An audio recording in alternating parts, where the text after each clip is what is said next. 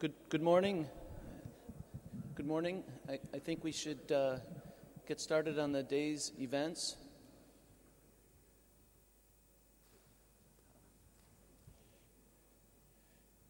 Because we're starting earlier today, the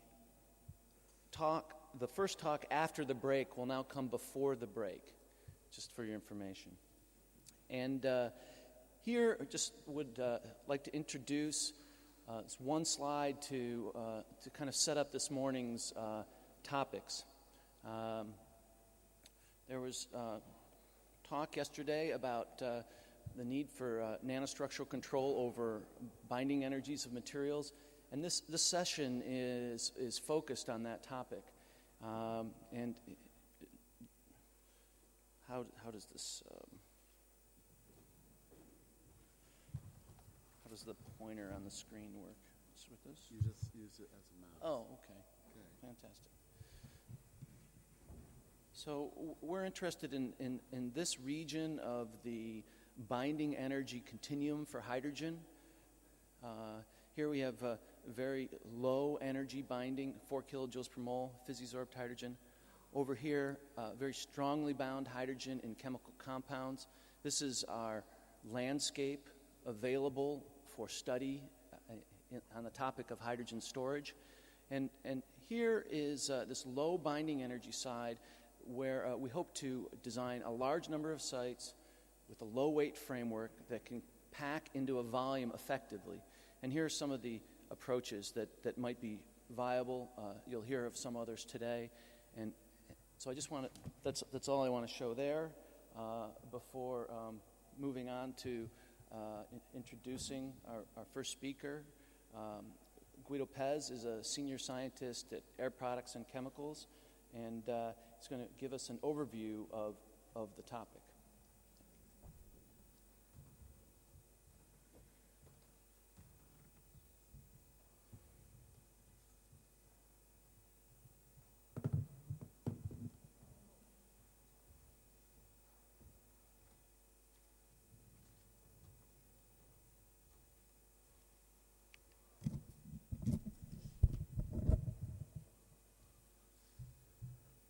Okay, thank you, Mike, for the introduction, and thank you for inviting me to this hydrogen storage conference.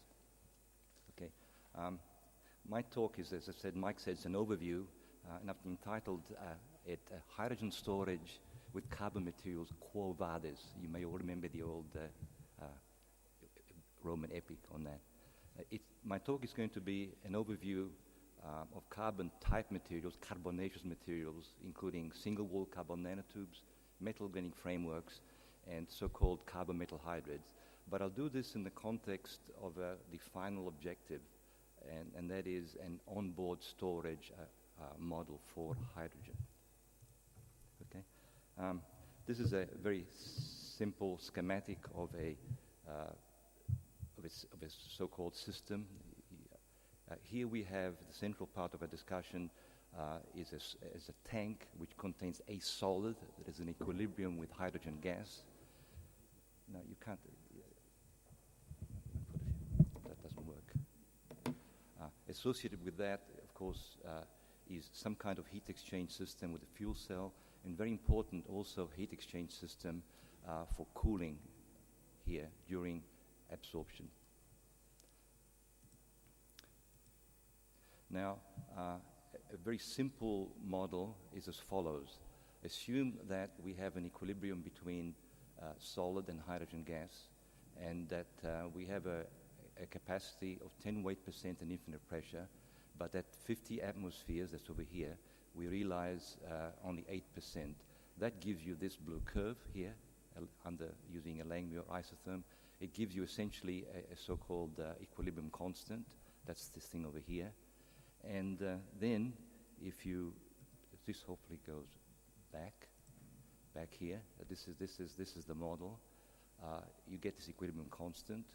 Now, how do you estimate the heat? And this is a bit problematic because, as we heard yesterday, for metal hydrides, one assumes correctly that we lose all the entropy of hydrogen. The H2 gas phase all goes to essentially an immobilized state.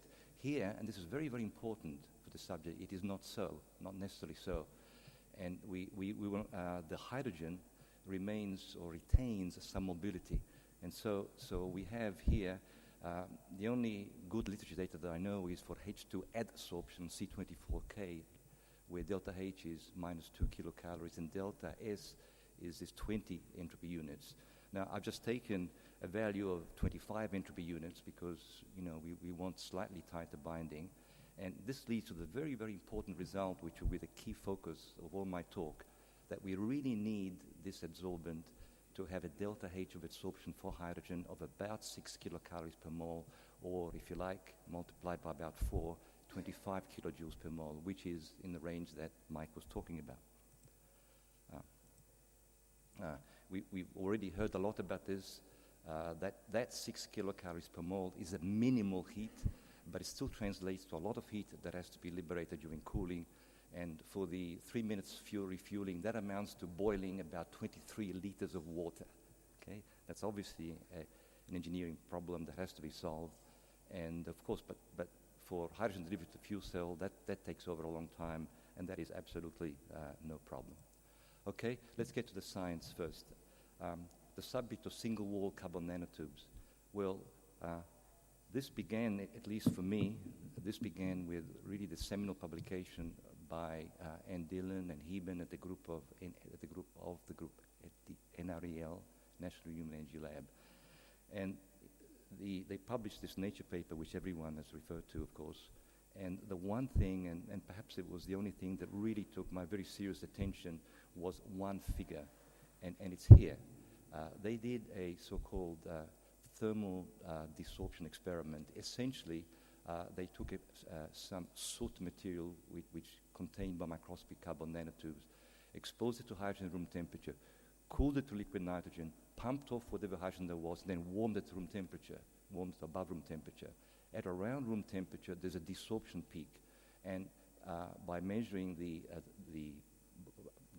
intensity of the peak as the height of the air of the peak as a function of heating rate, it's possible to get this number here. This is an activation energy of desorption of 4.7 kilocalories per mole. Now that really struck me because years earlier I had myself measured the heat of adsorption of hydrogen on so-called very, very amorphous carbon, a very high sulfur carbon, and that number, the number was like 1 to 1.3 kilocalories per mole. And to me, there's a striking difference, and to see some kind of hydrogen retention and release at room temperature was striking, and that's what really elicited our interest in this field. Of course, there was much more work after that, and the work, the subject has been a very difficult one. It's been rendered difficult for two reasons. One, all the problems in making pure single-wall nanotube materials, and secondly, the problems in actually measuring hydrogen capacities at high pressures. Some of this has been now alleviated. The second part has been alleviated by an initiative that's mentioned here. But can't go back. Precedente. No, that's okay. Close this. Okay.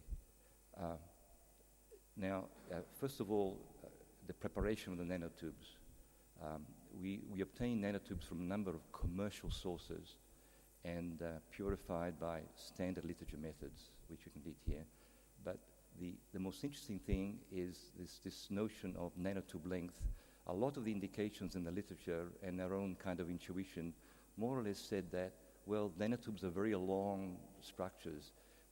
In order to hydrogen enter these structures, we really need to cut the tubes. We need to chop them. We need to need a pair of scissors to chop the tubes. And whereas there are a lot of methods for cutting nanotubes, we chose this one rather extraordinary method published by Chen et al., where essentially the nanotube sample is ground up with a very large excess of cyclodextrin. And that procedure, after a lot of cutting and trying, I mean, no pun intended, afforded us quite nice cut nanotubes. You can see here a particle size distribution graph. Uncut tubes are about 3 microns, and cut tubes are about 0.07 microns. You can see an ACM of before and after. After you have this stringy thing, and afterwards you have what looks like an amorphous plate-like structure. In TM, you have the nanotube bundles, and here you have a seemingly plate-like structure of kind of disorganized different tubes. As for measurements, we put a lot of effort, thanks to some initial information from Browning here in reference 1, and recognizing after all we're a gas company, and recognize the many difficulties that we have that exist in measurements of hydrogen capacities at high pressures with very small samples, especially with low capacities. We built this differential adsorption unit. It's a standard Sievers apparatus, except that it's built in mirror image. There is one sample here, one sample compartment here, and one here. One is a sample, one is empty. The key is a differential gauge here. So we are not measuring absolute pressure differences, we are measuring differential pressure differences. And that allows us to get accuracies which are at least an order of magnitude or greater than a normal Sievers apparatus.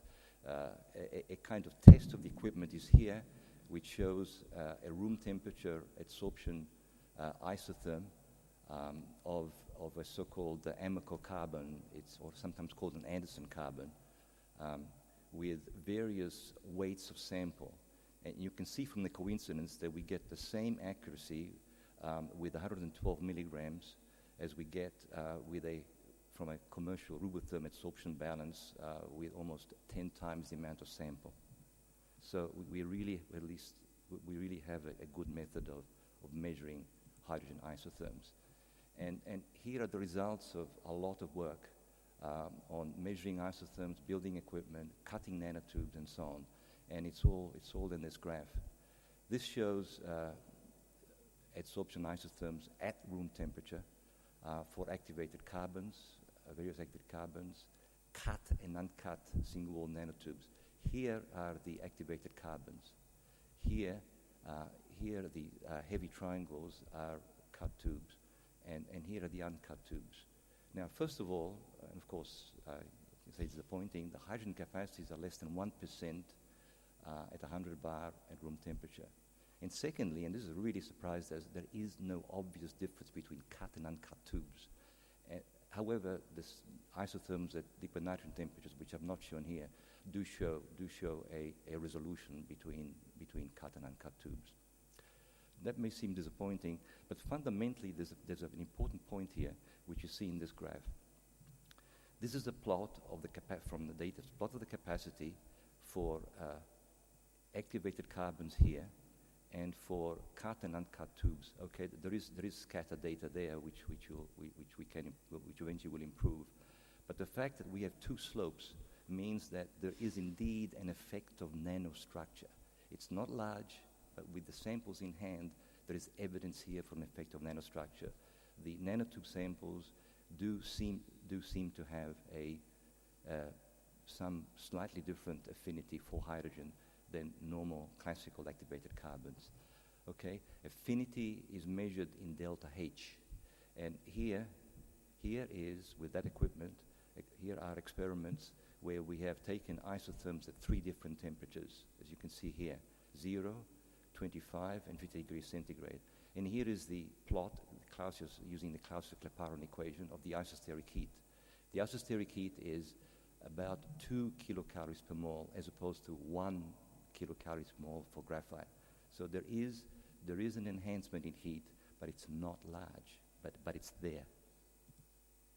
Okay, so where are we with hydrogen and single-wall nanotubes? Well, we have capacities with as clean as we can get, no metal contact, or at least as far as we can tell, inactive metal contact, capacities of the order of less than 1%. Now, this number is consistent with other people's data, which is listed here. But there is no question there is a greater affinity of 2 kilocalories per mole vis-a-vis about 1 for normal activated carbons. So where do we go from here? Well, let's look at the fundamentals. We can now turn to quantum mechanics to help to at least show us what might be what might be happening. And now here, hope this works.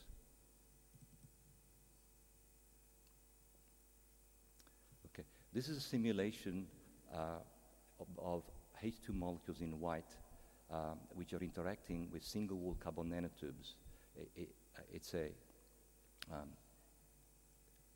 You will notice that it's a dynamic.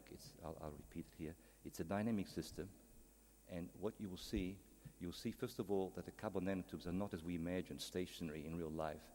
Okay, they're twisting and bending, and they're affording various angles of approach to hydrogen molecules.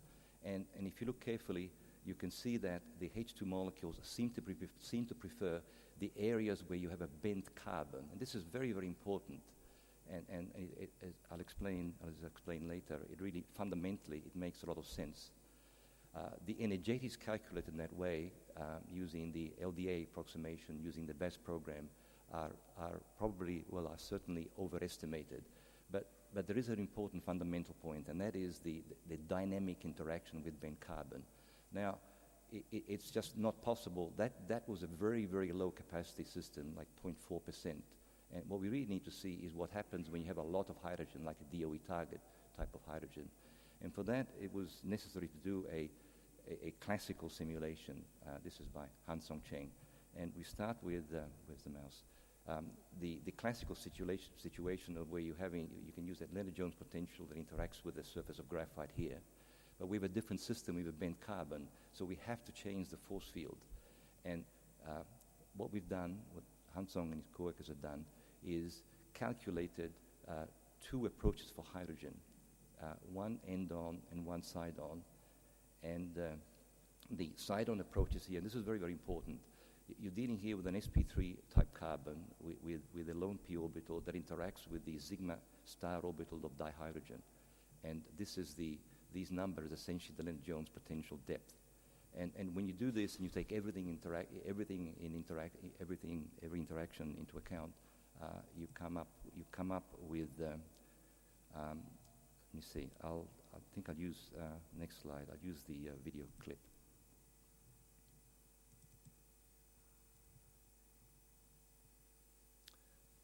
Okay.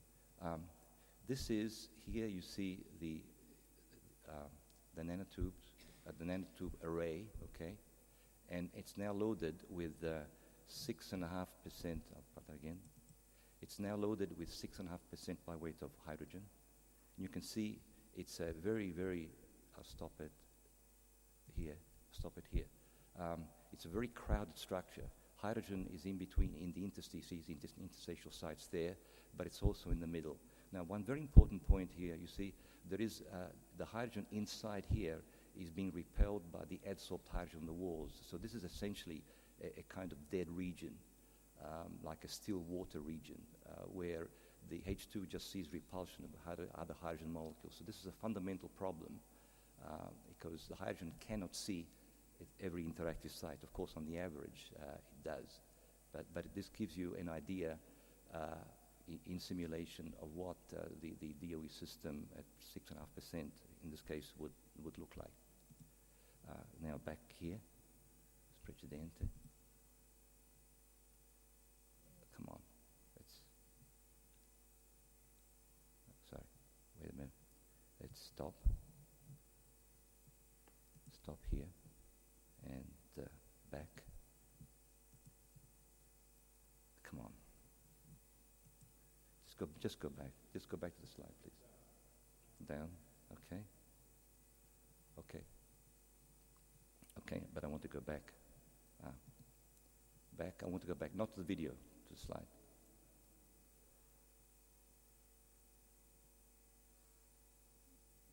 There.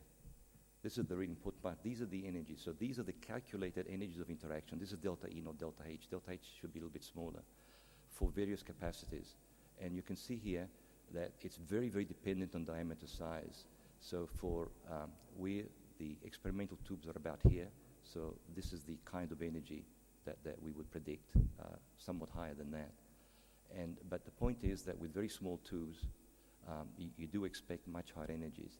But at very high capacities, it's still, it's still a very, very loaded system. But the point is that the best hope for storing hydrogen in SWNTs is in very small tubes. Okay. Next. Okay. Now we change from nanotubes to hydrogen absorption by metal frameworks. This is 12 minutes. Okay. These are you've seen these diagrams before. These are structures. This comes from a publication by Yagi, where you have zinc oxygen-centered zinc clusters linked by aromatics with space in between, and you can see the data here. There is a fairly good agreement on hydrogen absorption at liquid nitrogen temperatures.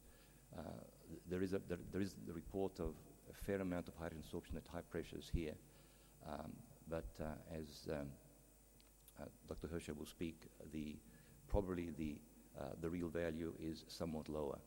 Okay, next slide. This is data from a friend of ours, Professor Hangam Tsai. We measured of another MOF compound with this kind of cross-linkage, loss cross-linker. We measured the capacity ourselves. It's 0.44% at 100 bar. And the heat, this is my point, the heat is 1 kilocalorie again. And surprisingly, publication for H2 interacting with aromatic molecules shows the same kind of heat. So what do we need here with MOFs? We need something that's obviously interacts more strongly. But the good news is that we ought to be able to calculate it, because we're talking about interaction of H2 molecules with an organic sidewall. Quantum mechanics can be very precise, very good at calculating interaction energy with organic molecules. So that may well be the path forward here. Now we come to the most productive system, that is of carbon-metal hybrids. You will recall again this delta H of 2 kilocalories, and yet Mike Eben and also the recent result from the group at Sony measured an activation energy of desorption of 4.7 to 4.8 kilocalories per mole. Now, the assumption there was that that's this number here, that EA, the absorption energy, is 0, okay, which is probably correct here, but a very recent result from the ENRI group by N. Dillon and the group has measured for a system consisting of a very intimate mixture, rather combination of very small particles of iron and multiple nanotubes, has measured a heat of now of 13 an ED of now 13 kilocalories per mole here. And this is terribly important, I think, because it really points to a potential answer to this problem of hydrogen storage with carbons. And the answer may well be, and this is a thesis, that there is a real possibility, many of us believe, of an enhanced hydrogen storage by what we call an interfacial carbon-metal composition. Alan Cooper, we're talking later, did a lot of work at products on qualitative thermal desorption of various blends by ball milling of graphite and nickel, graphite and platinum, and you see this low temperature peak, then you see it peak at room temperature. Same here. Mike Eben, a long time ago in the group of NREL, had basically sonicated carbon nanotubes with a titanium probe, and had found that there was an absorption of hydrogen. We quite independently got the data which you show. The data which you see here, and this is the green is the desorption of just pure nanotubes. The blue is desorption from the alloy. The red here is desorption from the combination of all. This is clearly a new peak. This is what we would call the interfacial peak. A lot of work was done by the Heben group and by Hirscher to kind of quantify the extent of this absorption. The results were rather scattered, and all it does is all this shows, I think, is the difficulty of characterizing an interfacial situation. And the question is, how do we amplify this phenomenon? And I think the way that we do it is by this phenomenon of hydrogen spillover, where we're essentially taking hydrogen on the metal side and spilling it over the carbon. And a lot of work on this has been done by people, by Lucking and Yang and so on. and there are reports of from 0.4 to 3.6% absorption. But then you ask yourself the question, why?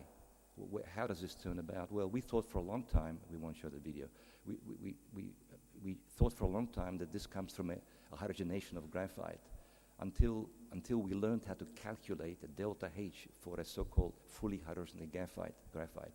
Delta H is about 4 kilocalories per mole. It gives you delta G of about +5, which tells you that a hydrogenation of graphite is basically impossible. Mind you, this is not true necessarily of a bent carbon, other nanostructures, but a plain graphite sheet. So where do we go? Oh, I didn't mean to show this, but let's go back. Go next. Okay, we go here. What we did was we took coronene, which is essentially a microcosm of graphite. Okay, this is work by Alan Cooper, and grounded, or made an intimate mixture of coronene and a commercial 5% of rhodium and carbon catalyst. Now, at under pressure of hydrogen at 150 degrees centigrade, in a solid state, and this is very, very important, this completely solid mixture, way below the melting point of the system, you have an absorption of hydrogen here, okay? And then when you remove the pressure, room temperature, you have a desorption of hydrogen, which is desorption of hydrogen, which you see here. Now, so what you're really seeing is a kind of reversible and thermodynamically favorable. Delta H we calculated is there, delta G is that. It's a thermodynamically favorable adsorption and desorption of hydrogen in a solid state, in the system in a solid state, by combination of a molecular solid, coronene, and a metal, which is obviously hydrogen active. Now, the interesting thing is that if you put more phenyl rings around there, if you use hexabenzocoronene, only the outside ring is hydrogenated, not the internal ring, which tells you a lot about accessibility of hydrogen sites in solids, graphite, metal carbon combinations, and so forth. And then it's only hydrogenated and dehydrogenated in the presence of mechanical grinding pressure. So this is, to us, this is a kind of a lesson I think it tells a lot about metal carbon systems, much of which you can conclude for yourself. But notice, in a practical level, notice that the hydrogenation time is not bad, but the dehydrogenation time is long. And this is clearly not a practical system, certainly not as shown. And in fact, it's remarkable that it works anyway, because you can imagine you've got molecules of coronene and you've got metal particles which are separated by many angstroms, and yet hydrogen travels from the gas phase to the metal to the coronene and back again. In order to make it fast, what we said was, well, look, let's make the system mobile. Let's turn the thing into a liquid. And this was the genesis of the so-called liquid concept for carrying hydrogen. Fundamentally, it's the same, but practically, it's a very different concept. And Alan Cooper will talk about that tomorrow morning. Così dove siamo? Scusatemi, così dove siamo? Cos'è la speranza qui per questo ramo? Queste sono le parole del famoso libro di Giovanni Paolo II. Il titolo del libro è Varcare la soglia della speranza. E l'avete forse molti di voi l'avrete letto. Okay, and now for the English version, it's crossing the threshold of hope. So, what is really the future? Quo vadis? Where are we going, and what is the hope for this field? Okay, next. Well, let's summarize. Let's look at what's happened, what we've done. We now have very clear goals. We've got, of course, the DOE system targets. We know we need a delta H of very close to 6 kilocalories per mole. We know how to do reliable measurements for determining isotherms. We believe, at least we believe, that if we tailor single-wall nanotubes to very, very small diameters, and appropriately tailored electronic properties, that we ought to be able to get at least high capacities for hydrogen. Clearly, we need to make MOS that are far more H2 interactive, and quantum mechanics can be a big help there. But probably, and perhaps this is our prejudice, probably the most encouraging field is the the use of carbon metal hybrid materials with computational modeling, preferably on quantum mechanics, which is predictive, and as a leading indicator. Many of these things are the capabilities of research avenues of DOE's Carbon Center program led by NREL, and of course also of many other investigators in the field. And really I was thinking of how to best summarize all of this, and that is, I think it's best said by the words of Churchill in 41, where he said, of course talking about the progress of the war, he said, we are not at the end, not at the beginning, but we're certainly at the end of the beginning. Okay? Next slide, please. Next slide. None of this would have been possible other than for my very, very good colleagues at Air Products. Alan Cooper, who's here, will be talking tomorrow. Han Song Cheng, who's superb work in computational chemistry. Chuck Cover, John Zielinski, for I can't tell you how much work to develop the instrumentation and Yasuo and data. And Mary Haas for tailoring cutting nanotubes and without scissors. Okay, but also really want to thank the primo stimulus of all of this. I think the publication by the NREL group, Mike Eben and Dylan and other causes there, and of course Air Products for its patience, and now of course the DOE's currently support for the Carbon Center and other hydrogen storage programs. Molte grazie.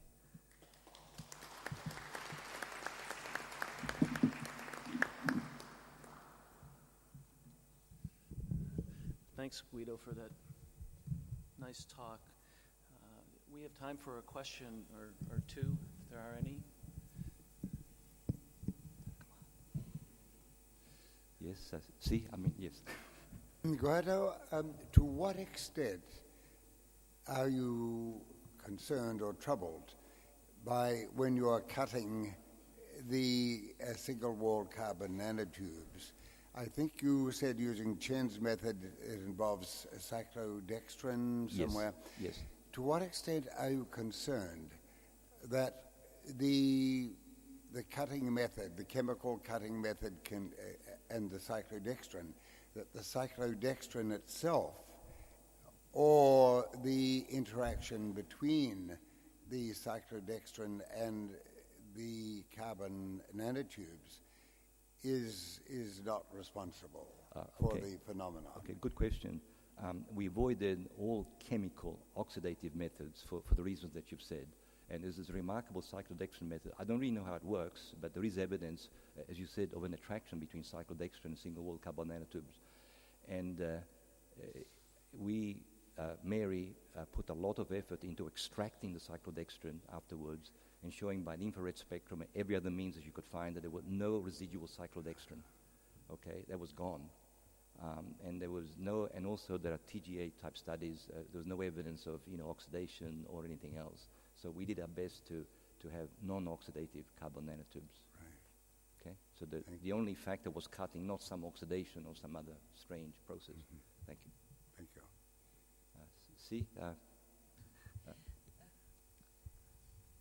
I found your simulation of hydrogen inside the carbon nanotube very interesting.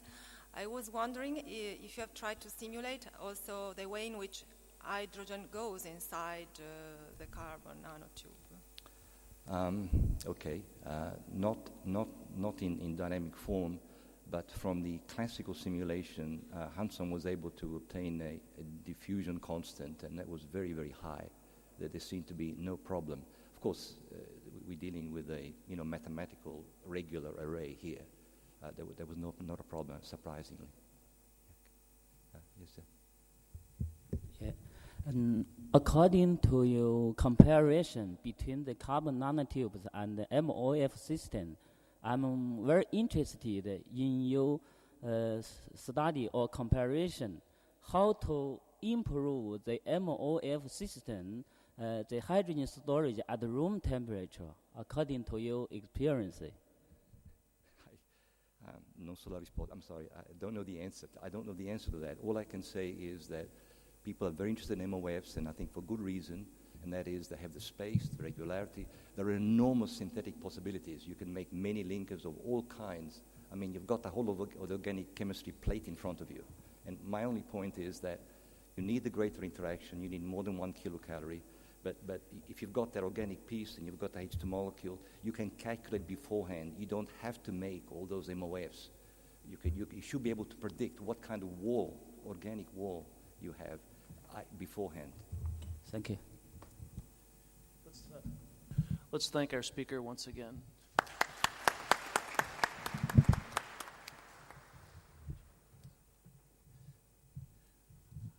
Our next speaker in this morning's session is Dr. Michael Hirscher, to speak about physisorption of hydrogen in microporous materials. Thank you.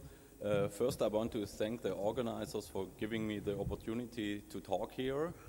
I will present work on physisorption of hydrogen in microporous materials.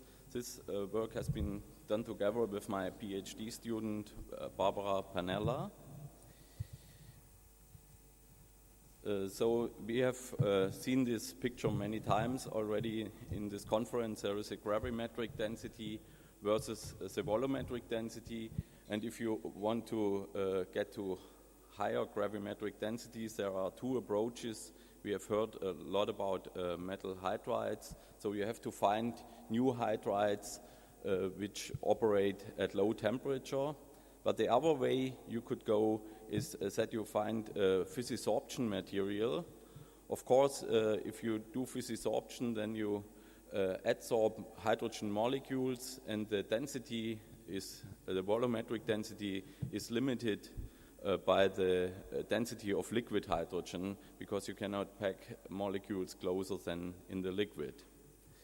So I will talk today about this approach to use maybe physisorption for hydrogen storage. When graphite nanofibers or multivolt nanotubes or single-volt nanotubes were discovered, people were attracted by these structures because they had in 2 dimensions only the extension of nanometers. And though people thought there may be very new attractive forces to hydrogen, and I just want to show here, this is a hydrogen storage capacity versus the publication year for single-volt carbon nanotubes.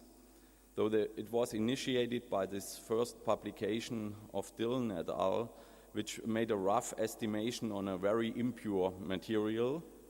And then, as you see, it looks like the storage capacity is decreasing with time, and eventually, at least here in Europe, it levels off at a very low value. But I want to point out the points in red. Those are low temperature measurements at liquid nitrogen temperature, and those values are much higher than at room temperature. So the mechanism of physisorption, here you have seen this picture also in the talk of Andreas Züttl. This is a potential energy near the surface, and for physisorption you have this weak van der Waals forces interacting. You have a small enthalpy of adsorption, and it's a non-activated process. You don't need to dissociate the hydrogen molecule. And of course, it's a molecular adsorption. So you have the advantage of this physisorption that it's completely reversible, and you expect fast adsorption and desorption kinetics. Of course, due to the small energy, it works at low temperatures. These are now measurements of different carbon nanostructured materials. And these are pressure concentration isotherms. And you see at room temperature the hydrogen uptake is very small, and it is linear with the pressure, though that indicates that you are far away from saturating the surface. However, at low temperature, you quickly saturate the sample and reach a saturation value around 10 or 20 bar. Here are now 2 different materials. These are single-volt nanotubes purified, and here is activated carbon. And you see that the isotherms in principle look the same, and we have studied quite a lot of different carbon materials, and they all look very similar. Of course, you see that the maximum capacity differs from the material, but the shape is the same. So now if we plot all the measurements of various carbon materials, the storage capacity versus the surface area, we find a linear relationship for the room temperature data as well as for the liquid nitrogen data. Of course, you see that all the data at room temperature is below 1 weight %. So this was done for really a huge variety of different materials like activated carbon, porous carbons, single-walled nanotubes, and so on. So you see, it looks like this physisorption is independent of the long-range order of the material.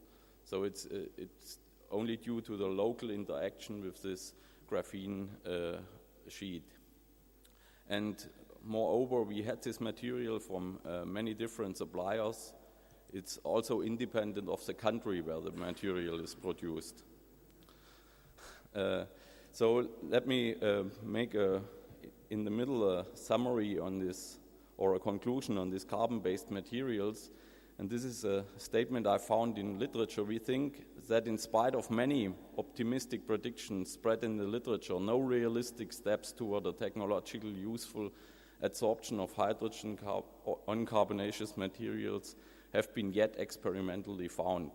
And I took this because this could be also my conclusion. I took this because I found it in an Italian paper which was just published 2 weeks ago in Physical Review. Is from the group of Professor Zerbi in Milan, and he did Raman spectroscopy on hydrogen adsorption in carbon-based materials.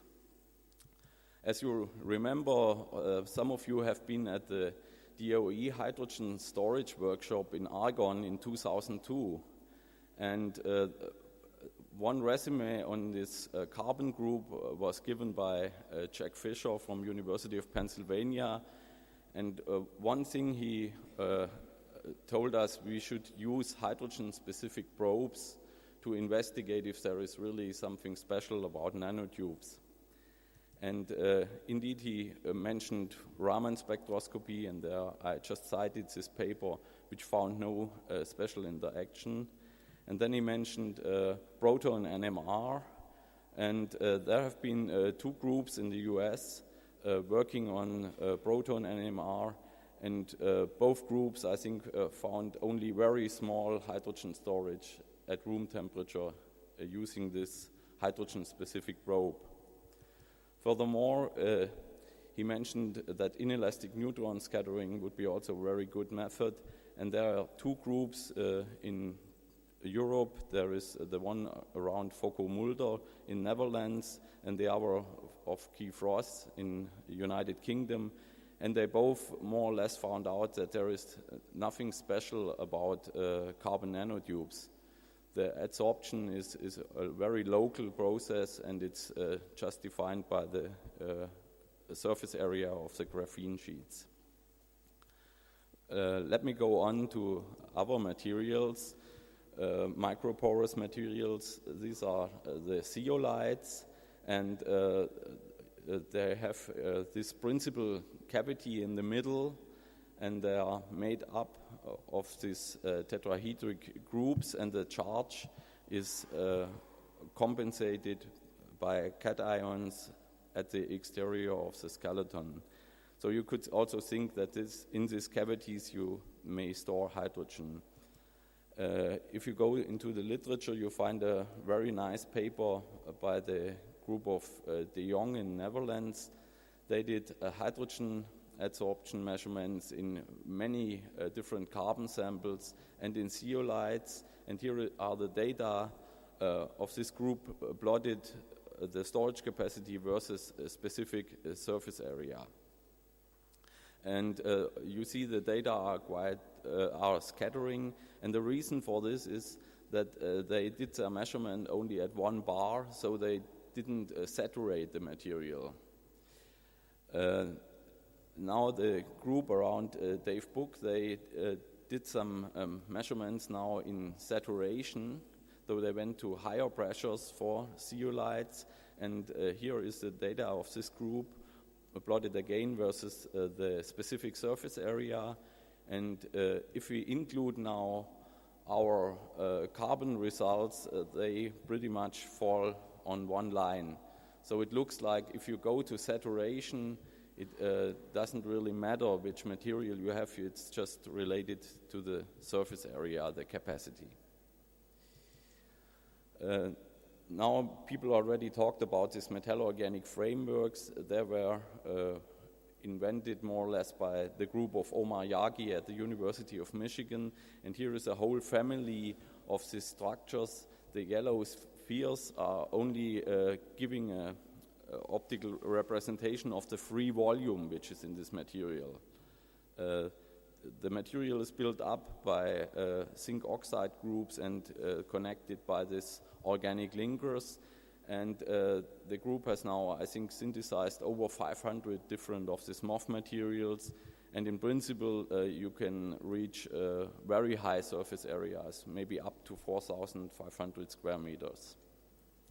Of course, they published also some results on hydrogen adsorption in Science in 2003, and you see here that it's a very steep increase at low temperature, and even at room temperature they found at 20 bar 1 weight% hydrogen storage.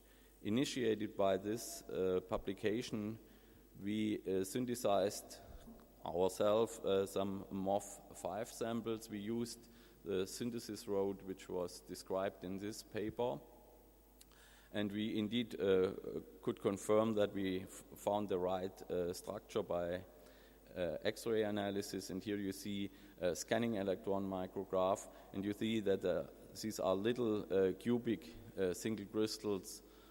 The size is about, in our case, was about 0.5 micron. We looked now at the hydrogen adsorption of these samples, and here are the data for room temperature and for liquid nitrogen temperature. At room temperature, we found a fairly low value of 0.2 weight% if we went up to 70 bars. Of course, our material was not perfect. We had a fairly small surface area for these metallo-organic frameworks of around 600 square meter per gram if you use a BET method. Now we got some industrial sample from BASF Corporation, and we did the measurements on this sample, and here are 3 different isotherms, and this material had now a surface area of about 2,300 square meter per gram, and you see if the surface area is much higher, you can really achieve high storage capacity, though the saturation comes close to 5 weight%. In addition, we have looked at different MOFs, not containing zinc, but containing copper. And there are these measurements for 2 different of these copper MOFs with a surface area of around 1,200 and here around 400 square meter per gram. And if you compare now the zinc MOF and the copper MOF, and we do this by normalizing to the saturation coverage.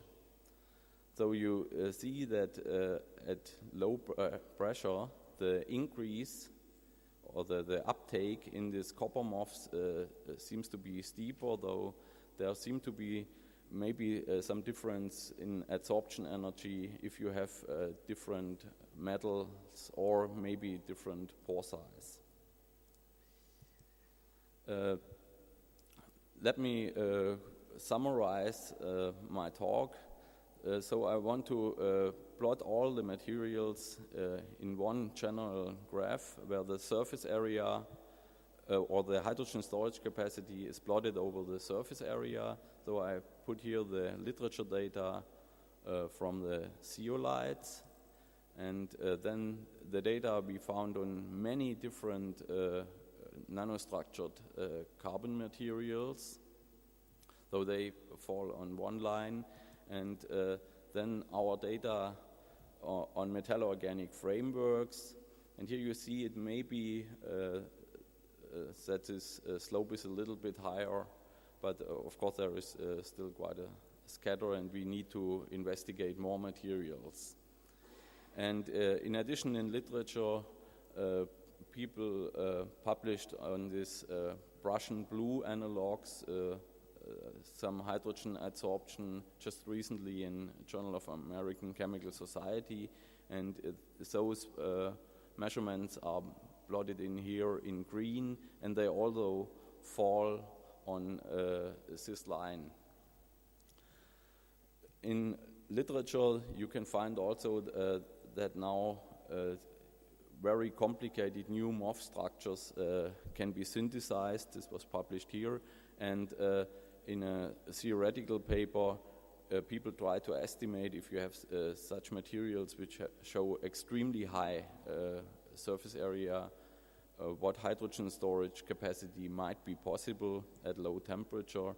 And there was in those two papers, there's an estimation that this material could reach up to 5,000 square meter per gram, and that the storage capacity may be up to 10 weight%. So it seems to be very important that you have a high specific surface area, and then you get really a high storage capacity at 77 K. The saturation value seems to be independent of the absorbent material. So the first thing to improve this hydrogen storage by physisorption is to tailor new materials with extremely high specific surface area. But in addition, we have seen that the adsorption energy may vary if you have a different material. We have seen this in the comparison of copper and zinc MOFs. But up to now, this is just a first preliminary result, and we don't know what is really the reason why there is a different isotherm and a different adsorption energy. Is it due to different pore dimensions, or is it due to different metal atoms, or even different ligands you use to build up these structures? So before I want to finish my talk, I want to thank all the people who supported us with materials. And I don't want to read all them. They are from many different countries, but my special thanks go to Ulrich Müller from BASF company, who supported us with this metallo-organic frameworks, and I want to thank you for your attention.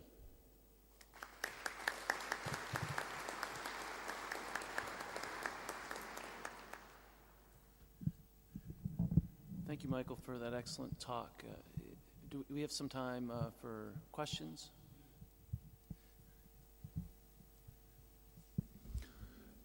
Could you comment on the MOFs with gate pressures, which provide a different storage mechanism than just the sorption? There is a paper of Rosinski where there is a very distinct hysteresis in hydrogen sorption on a porous coordination compound, and that could be potentially lead to even higher storage capacities.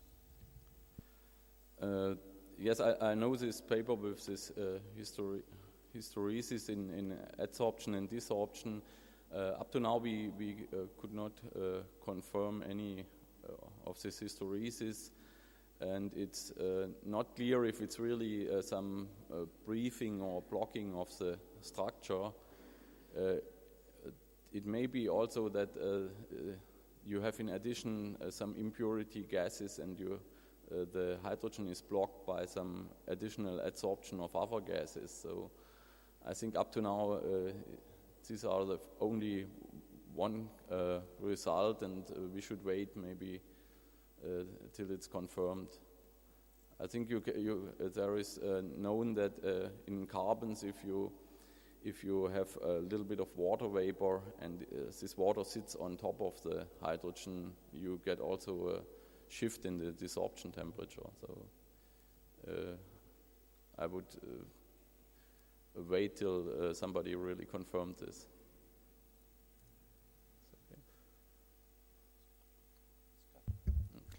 Michael, you showed us a graph for a variety of compounds, indicating that as the surface area increased, the weight percent of hydrogen went up linearly with it.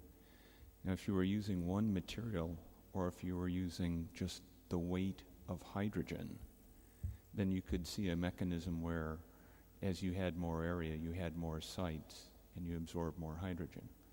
But because as you go from carbon to zeolites and MOFs, the average molecular weight is increasing. You're actually getting more hydrogen per square centimeter or whatever units you like in those materials. Do you have any comment as to why it is the heavier materials seem to also have a higher density?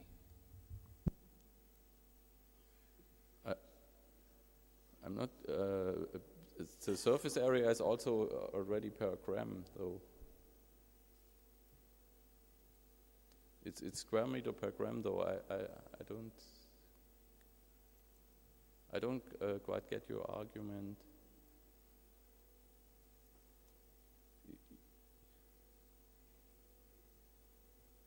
Is it? Okay.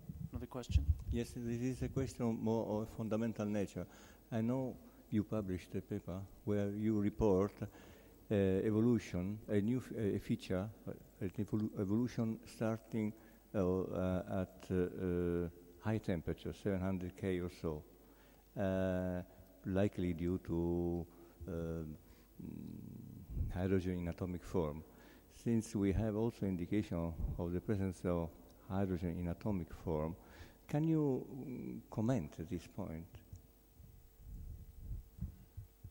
You mean our measurements with the sonicated material, or? Yes, when you measure the evolution of gas, so you have a feature evolution starting at low temperature, and then at high temperature you find a inflection in the evolution of gas at high temperature. Okay, we have looked at thermal desorption data in many different carbon nanotube. Carbon nanotube materials, and of course in one case, if you do this sonication, this high power sonication, you get this titanium alloy particles in the material, and then you get the characteristic desorption of these alloy particles, which have a wide range of particle distribution, though it's shifted to a little bit lower temperature than if you have the bulk material.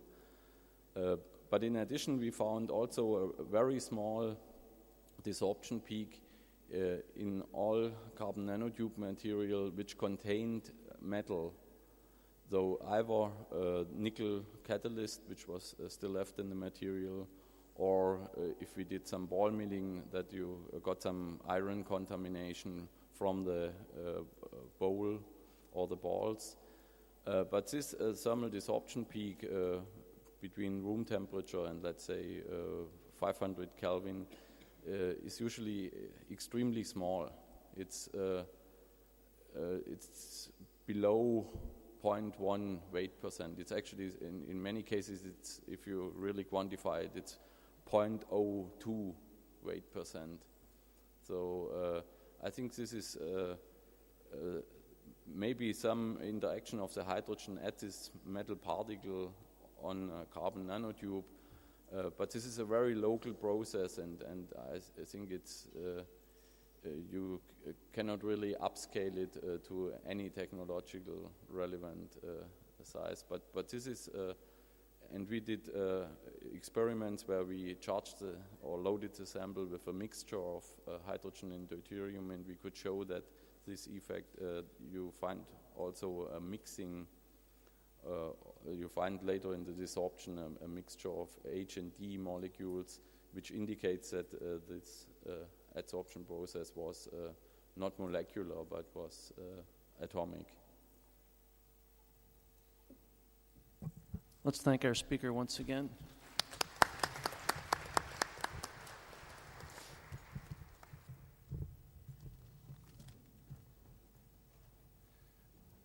And now I'd like to welcome George Froudakis from the University of Crete to speak about theory of hydrogen and carbon nanotubes and nanoscrolls.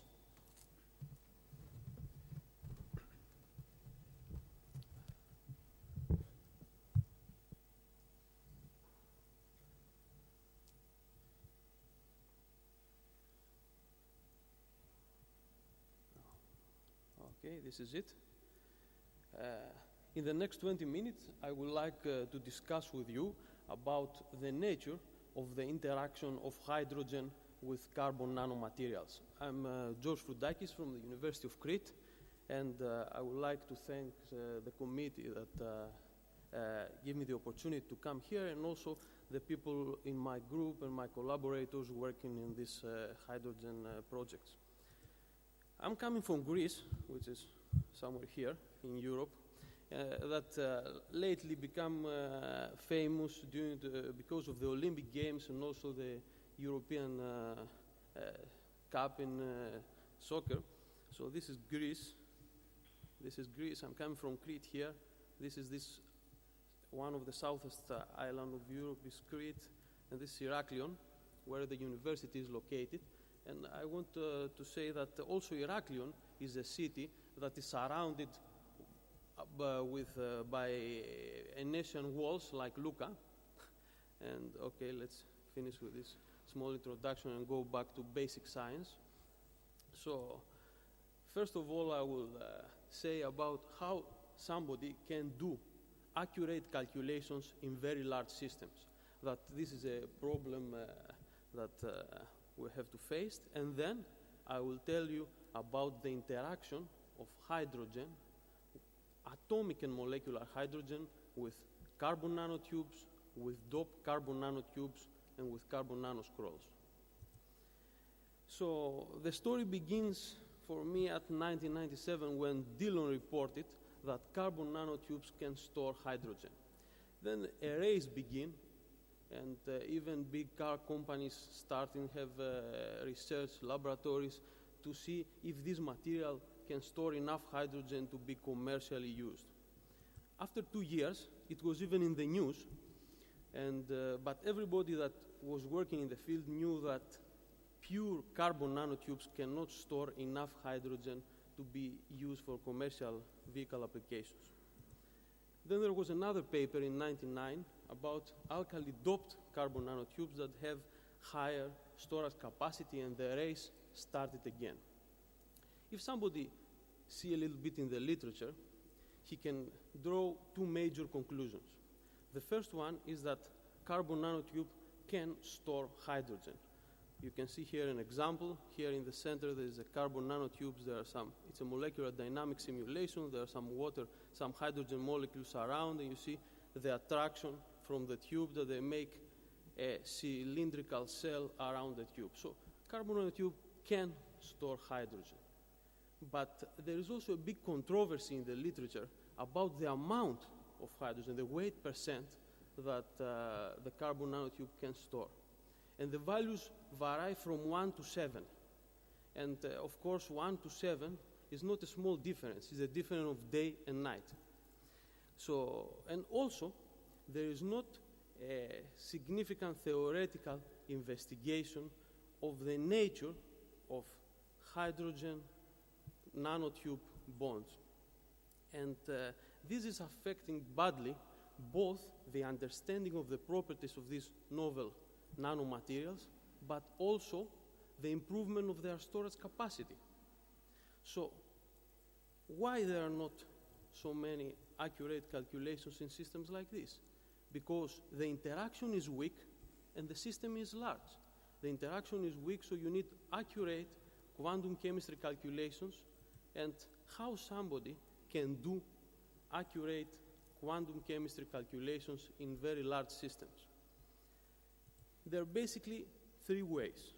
One is to reduce the size of the system, do the cluster approximation. So you cut a part of your system, you fix the boundaries, and you treat it as an individual cluster.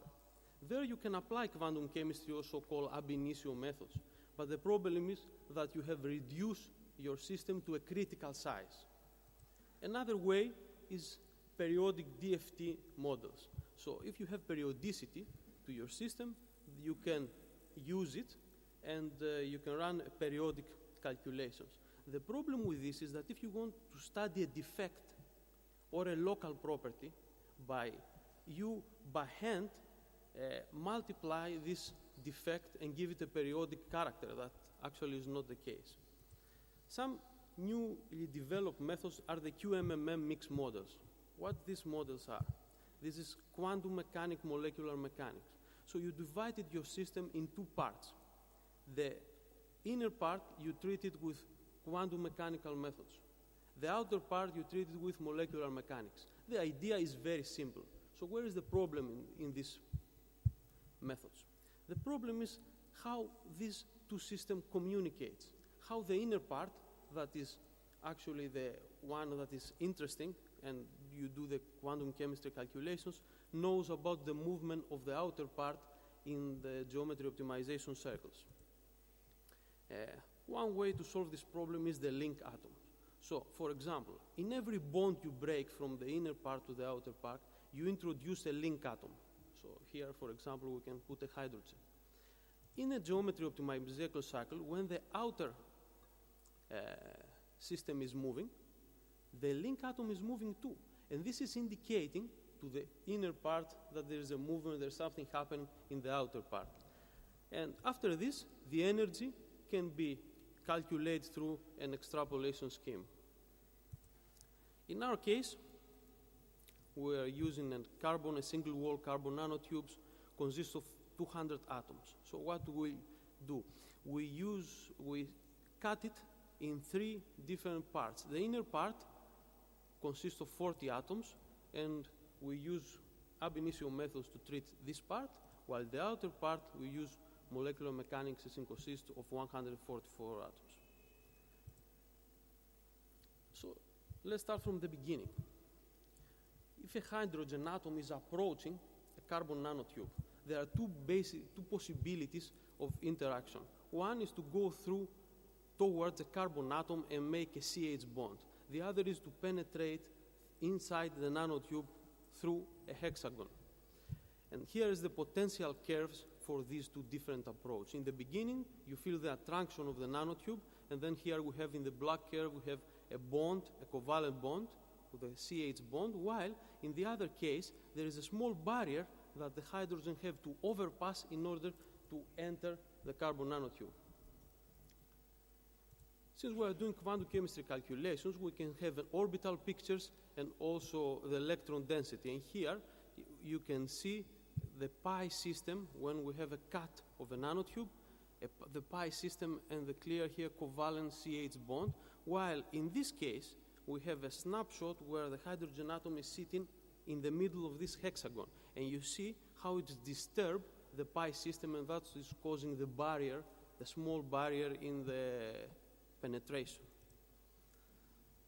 When you go to put some more hydrogens, where they will go? They will go the one next to each other. Why this is happening? Because even the first hydrogen is changing a carbon atom from sp2 to sp3 hybridization. So it disturbing the surrounding atoms in the way the CC bonds are getting longer. So the next will go nearby in order to get advantage of these things. But the question is that do they will make lines towards the tube axis, or they will make rings around the tube? What we found out that they will make rings around the tube, and the reason is also have to do with the hybridization of carbon atoms. The carbon atoms are passing to sp3 hybridization, so the CC bonds are getting longer, and this causes strain to the nanotube. This strain have to be released. In this case, the strain can be released because the diameter for 5.4 is going to 6.2. We have an elongation to the diameter here. While in this case, when you have the lines, this strain cannot be relieved, and that is making this case preferable. Then the question is, these rings will be close, the one to each other, so you can fill up the tube walls with hydrogen atoms, or they will separate it by several other rings. The answer was that this form is favorable, and the reason have to do again with the hybridization.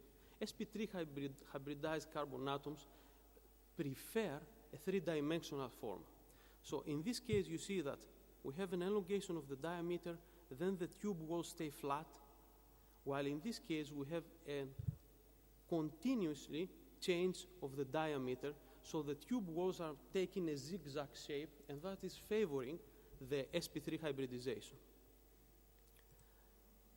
So if we have these three cases, a tube that is have no hydrogen at all, a tube that is half full with hydrogen, or a tube that is full with hydrogen, is it now easier the hydrogen to penetrate the tube?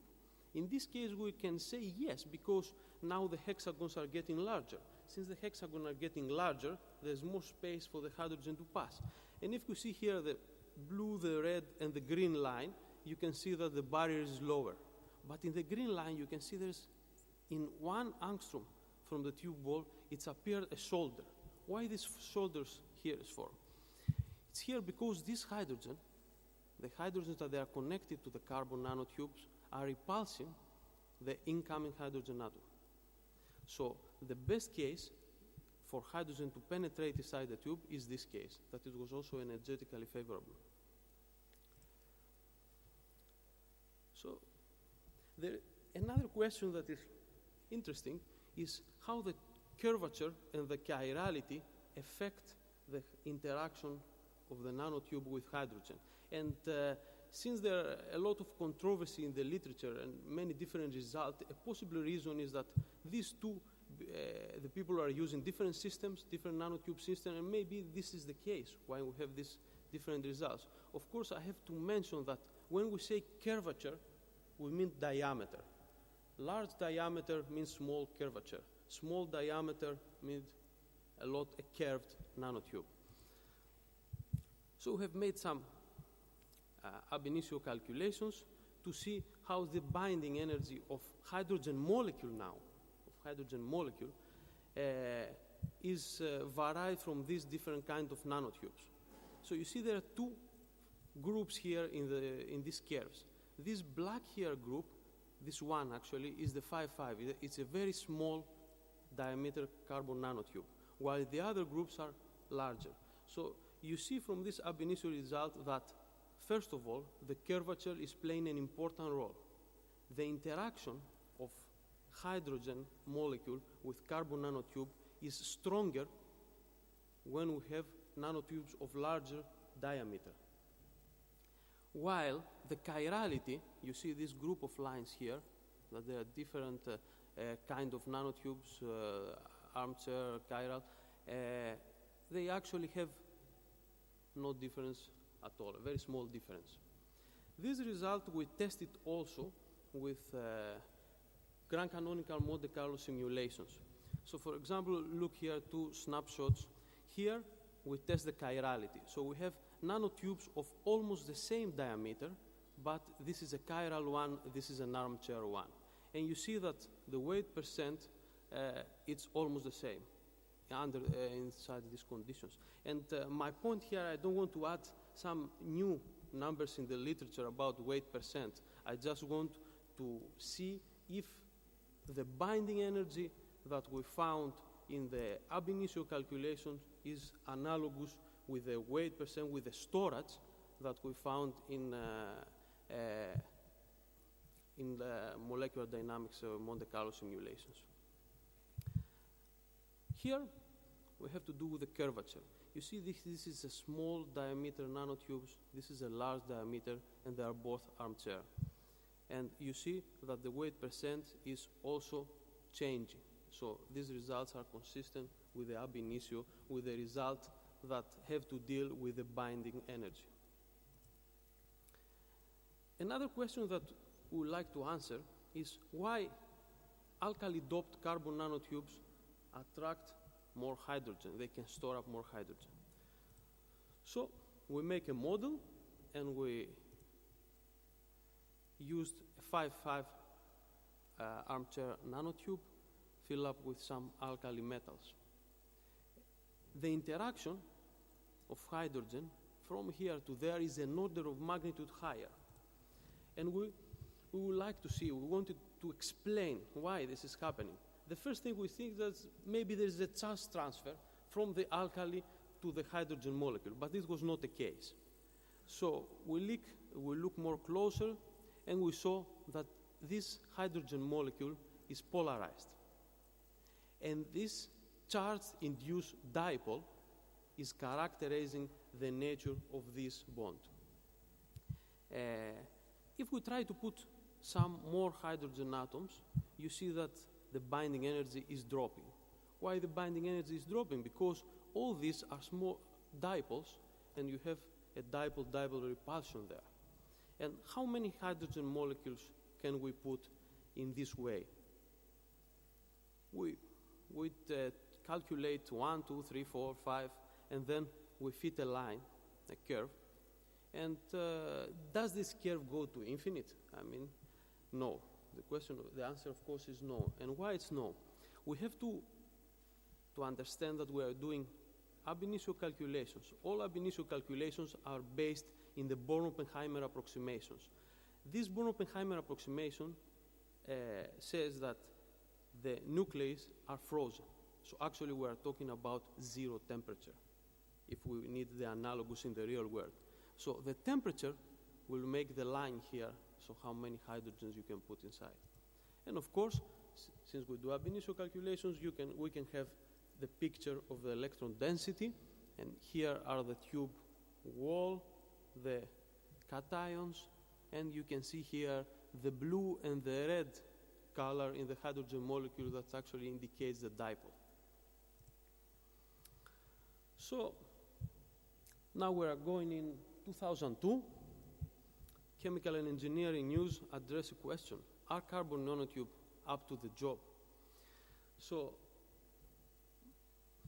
my answer is that pure carbon nanotube cannot store so much hydrogen in order that they be commercially used.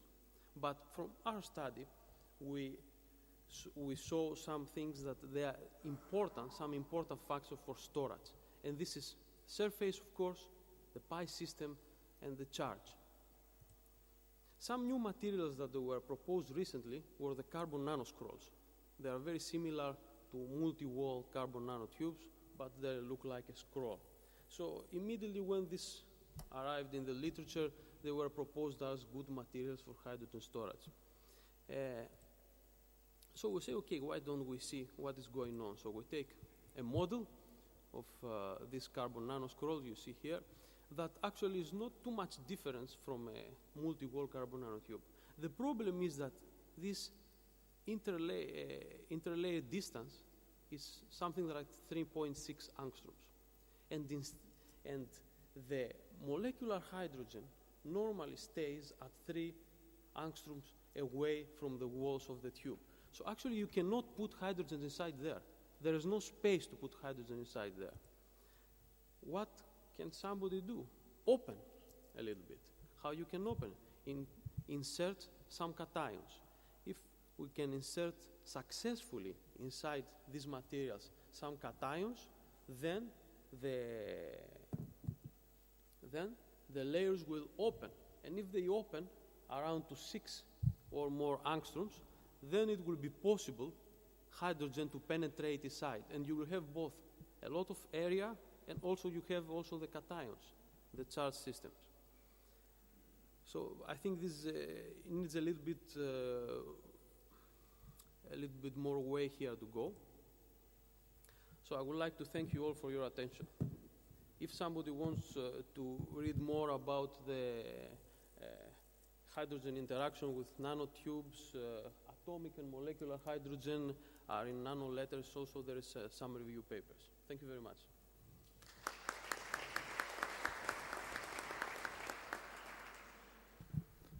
Thank you for the fine talk. We have some time for questions. Gabriele Ricciardi of the University of Torino. I have two questions. One is related to the enthalpy you measure for the reaction, I would say, of hydrogen with your material. Is this something you can compare with what we have heard before? I mean, we have heard two completely different pictures. One is adsorption, the other is full hydrogenation. So I do not appreciate from your graphs if how much the enthalpies are.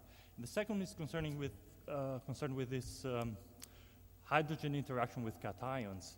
And I was wondering if these are optimizations or not, because what we found with optimizing the geometries of the interaction of hydrogen with cations is that the geometry is completely different from what you're showing.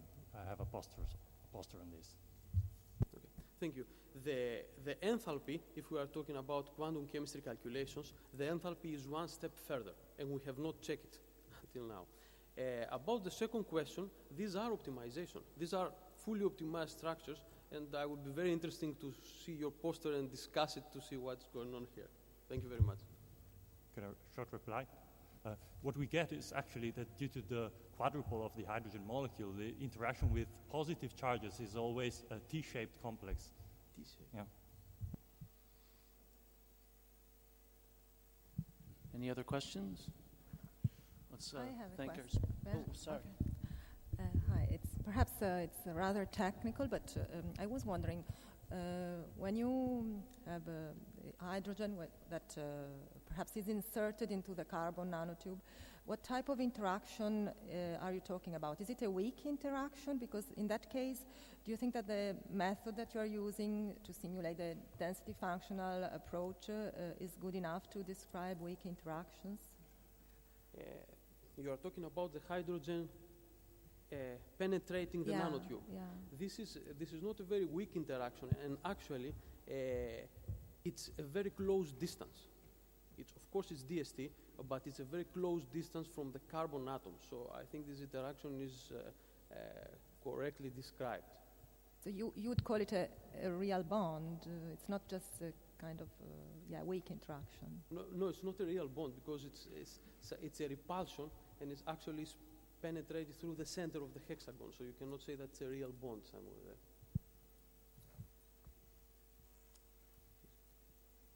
Questions? I have two questions. First, I'm not quite sure I understand correctly. You say that the absorption energy is smaller in the small diameter tube. Did I understand that correctly? Yes, you are right. I was a little bit surprised by that because we did some measurement, at least for methane and ethane, clearly the absorption energy is larger in the carbon nanotube compared to a flat graphene sheet. Well, what we have seen in these ab initio calculations was that in very small nanotubes, like in 5.5, the molecular hydrogen interaction with the tube was really smaller than, weaker than in larger nanotubes like 1010 or even larger. And I think that the reason is because the hydrogen is interacting with, if it's very curved tube, with less atoms. While if you get in more flat surface, there are more carbon atoms to interact. And this, if I will make another comment about the level of the calculations. These calculations, because it's actually a weak interaction, we have done it with DFT test with MP2, and the basis set what we used was of triple zeta quality plus polarization and diffuse function for heavy and light atoms. So I think it's something that we can stay the state of the art. And maybe if we want to make a comment, let me have one more question. The second one is when you did simulation, well, we did some experiments. It seems the hydrogen cannot penetrate the interstitial size of the carbon nanotube bundles, at least for small, 1010 tube or smaller. And your simulation shows even at very small tube diameter, the hydrogen can penetrate into, occupy all the interstitial sites. These simulations are supposing that hydrogen can be also inside the nanotube. I don't think that my colleague have studied the whole procedure that the hydrogen coming from outside, there is a closed tube and somewhere he penetrates inside.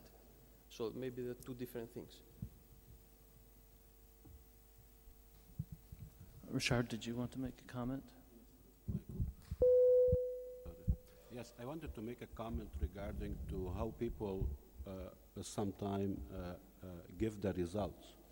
Because theoreticians, I think they model the number of hydrogen in the system.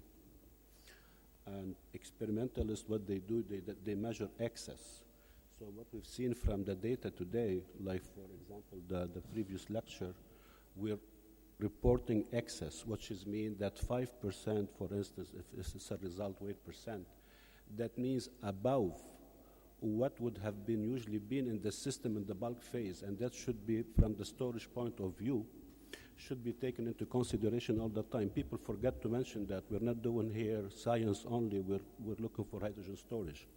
For instance, if you take a system at 77 Kelvin and 35 bars, and you put carbon in there, don't forget you have 85% of the system is free space. And this free space accommodate about 3 to 4 weight percent only for the bulk phase.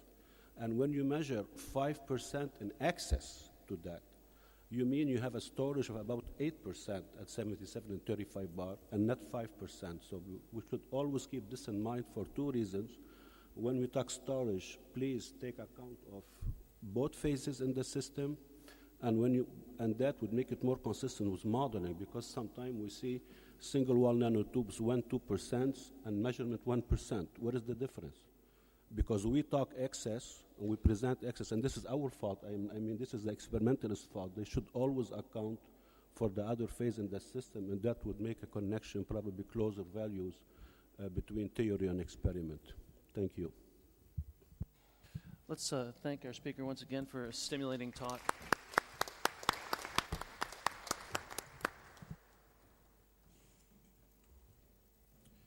I'd like to next introduce Shengbai Zhang from NREL to talk about towards high weight percent room temperature reversible carbon-based hydrogen storage adsorbents.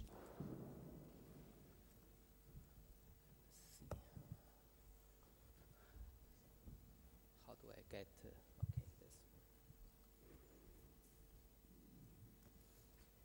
It's just a mouse. Oh, this one is okay. Oh, the whole thing is a mouse. Oh, it's not.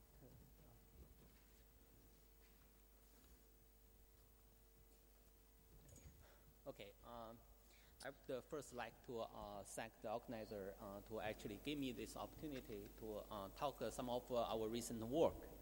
And as the chair already said, and the title is about how to get high weight percent hydrogen storage. And I would like to acknowledge my collaborators, and most of the work actually being done by one of my postdocs, Yufeng Zhao. He's really had a lot of good insight into this problem, and also Yunheng Kim. And of course, I should acknowledge my co-author of this work, which are Ann Dillon and Mike Hibben, our chair. And a lot of insight actually come from strong interaction between theory and experiment. You probably already seen something like this by Mike's introduction. And basically, this is the current situation for hydrogen storage. On the left-hand side, basically you have a phase desorption. What that means is that you have a relatively small binding energy. On the right-hand side, and we already had this extensive session yesterday about hydride, different kind of hydride. If you take CH4, it has a rather large binding energy. Of course, this is important for stabilize hydrogen, but then you have the problem when you try to extract hydrogen out of this system. Now, what we are interested is a different system, and that's a system really lies in between in energy. We want to have a room temperature reversible storage. Therefore, this must be something that we should looking for. I want to point out that in this talk, and this is also a theoretical talk with first principles calculations, what we are looking at are potential new materials with a new physical mechanism for hydrogen storage. I think that's essential. And that's what we need also. Now, like I said, this work is not come from vacuum, really based on some important experimental observation, mainly those work at NREL. The first observation, of course, we already heard this in several times, that non-dissociative hydrogen absorption on single-wall nanotube seem to have a significantly larger binding energy than a typical phase absorption, and on multi-wall nanotubes, you also see enhanced binding energy. On the other hand, we also heard that despite a lot of effort in this community, and it's still not demonstrate that you can store hydrogen in pure carbon nanotubes or fluorines. Now, the important observation is that it's really at NREL that when you remove transition metal catalyst from these nanotubes, which you need as a catalyst, you see a reduction, or other way around. If you increase, you see an increase amount of hydrogen being absorbed. This is really formed the basis of this study. So what we are looking at is something in the nature of organometallic molecules. What we paid attention first is this kind of chemical interaction. And this is what happened. This is actually one of the famous molecule called ferrocene, where you have a 5-member carbon ring. It's not 6-member, it's a 5-member. Actually has a name, cyclopentanediol ring. We just called it CP ring. And they have a strong binding. Basically, in this case, you have a metal in the center. It actually coordinate with the 5-member ring through charge transfer and the binding of the pi electrons with the d orbital. And this has a name called the double interaction or coordination. And the other kind of interaction that we are interested in is this kind of interaction first proposed by Kubas. We often call it the generalized Kubas interaction. And in this case, you have this molecule where you have a transition metal. Here is a tungsten. It actually combined a ligand H2 molecule. And basically what happens is that you have this metal d orbital interact with the sigma orbital of the hydrogen. So naturally, we were thinking that whether you can combine these two. Basically, in this kind of configuration, you have a metal bind to the pi bond of carbon through this double coordination, and then bind to hydrogen through Kubas interaction. Now we actually studied quite a number of different transition metals. We actually cover all the 3D, but just to illustrate the interaction, we like to discuss in terms of scandium and the CP ring interaction. We want to understand how they bind. The first, what we find is that there is a quite strong ionic interaction between the CP ring and the scandium. Basically, what happens is that here is the structure, here is the electronic state, and the CP ring, the pi, has 3 electrons, and the scandium has 3 electrons as well. Well, most of the orbitals are d, but one of them are s. So what happened is that when they get closer, you have this interaction, and you split this level, and you get the CP ring state occupied by 4 electrons. That's the charge transfer, the Coulomb interaction. That's why you have a large binding energy. Now, when you try to bring hydrogen to it, the first thing what you see is that the first H2 molecule actually dissociate. So you actually form a dihydride. In this energy diagram, what happens is that you take this in here, and you took the hydrogen level here. And basically, the hydrogen has 2, because it dissociates, it has a 2 degenerate state. And this 2 degenerate state actually interacts with the electron of the scandium, and they have a strong hybridization. Therefore, you get relatively large binding energy. what's interesting and the most important is that now when you bring the second hydrogen, now what you will see is that this hydrogen no longer dissociates. We actually calculate with the dissociate configuration and find that it actually has a higher energy. So in this case, it's clearly the hydrogen like to bind as a molecule, or someone call it dihydrogen. If you look at the energy diagram, you can understand why. Because when you bring this thing here, now what you have is the hydrogen. This is a molecule state, which is relatively deep and interact with the transition metal state, which is relatively high. Therefore, the interaction is much weaker. Nevertheless, this is the important interaction that we are looking at. And I typically use this kind of EV as my energy reference. Of course, you want to get a kilojoule, you just have to convert it. And this would be 29 kilojoule if you prefer that unit. Now, this is the same thing that I had before, and this is the first hydrogen. When you put it on, you get about 0.3 EV. What happened? How many hydrogen you can put? When you put the second one, you get a similar binding energy. It stays. And you get another one, the energy is slightly increased. And you get another one, it's slightly decreased. But if you don't try to get more, it doesn't absorb anymore. Now, this is nice, but the problem is that when you try to remove all this hydrogen, when you have something of this sort, which is actually ionic, and this is going to happen. They're going to line up, linearize. Now the question is that whether this can store hydrogen. So this is the issue that we have to deal with. But first, I want to deal with this one. That is why we can only put that many hydrogen on it. To understand that, we actually study all the 3D transition metals. They are listed here, and this is the binding energy. I actually have 3 different kinds of symbols. The first one is this full width open, which indicate dihydride formation, and this is the case we studied. Then we have the solid bars, which are the ones we are very much interested because these are the dihydrogen, especially in this energy range, they are not that strongly binding. And then we have the last one, which is this half open bar, which indicate a monohydrogen.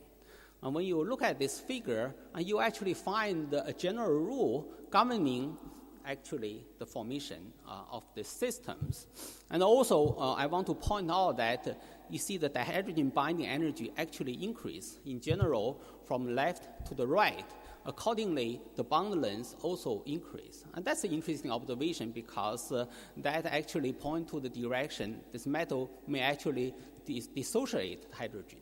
And this is just an overview where you go from scandium all the way to nickel and how this hydrogen are coordinated on this metal. This is, of course, we minimize the total energy with respect to the atomic positions.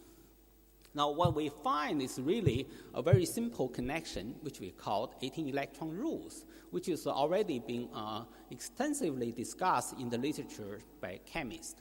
And what we have is that the number of valence electrons on the transition metal plus the total number of hydrogen atoms, whether it's a molecule atoms, you add them up, and plus 5 electrons, which are the pair electrons of the CP ring, is always equal to 8. And that determines how many hydrogen you can put. And when you put that into this expression, immediately you notice that scandium probably has the highest binding of hydrogen. Another nice thing about scandium is that this metal binds to the CP ring strongly because when we try to dissolve hydrogen, we don't want to get the metal out of the system, then you cannot repeat it. Now, let me discuss the second problem. The second problem is the polymerization forming chains when you deplete the hydrogen.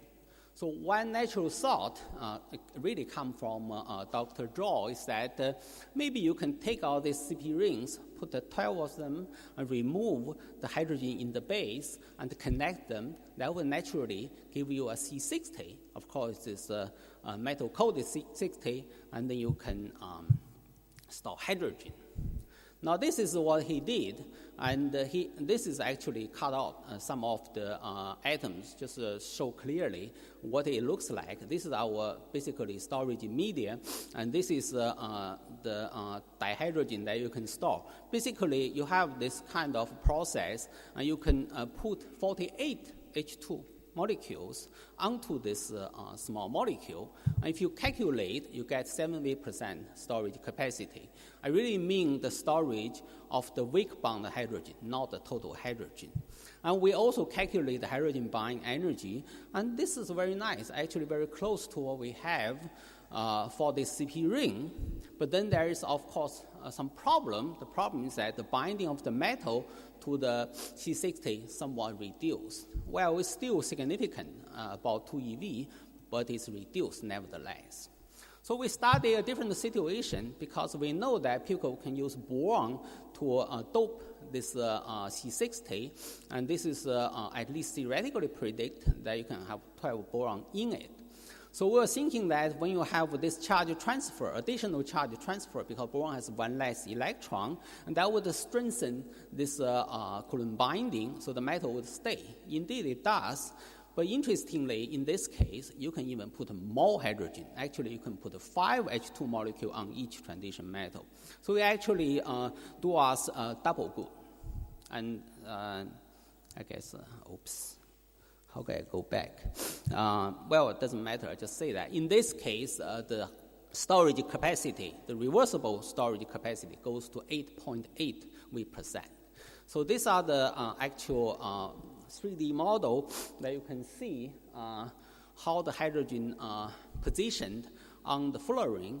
You actually see open spaces. They are not quite uniformly covered surface. But that's interesting because that indicates relatively high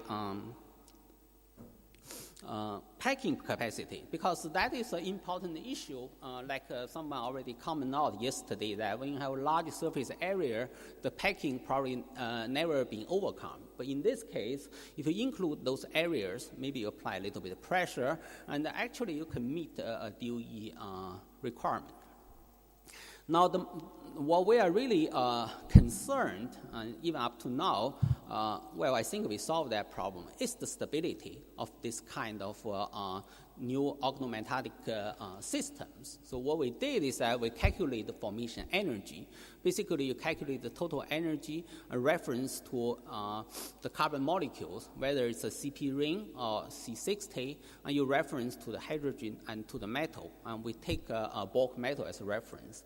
And then we convert the reference energy of hydrogen to pressure. Basically, we assume that this thing can be in contact with a gas phase, and there are some expression there.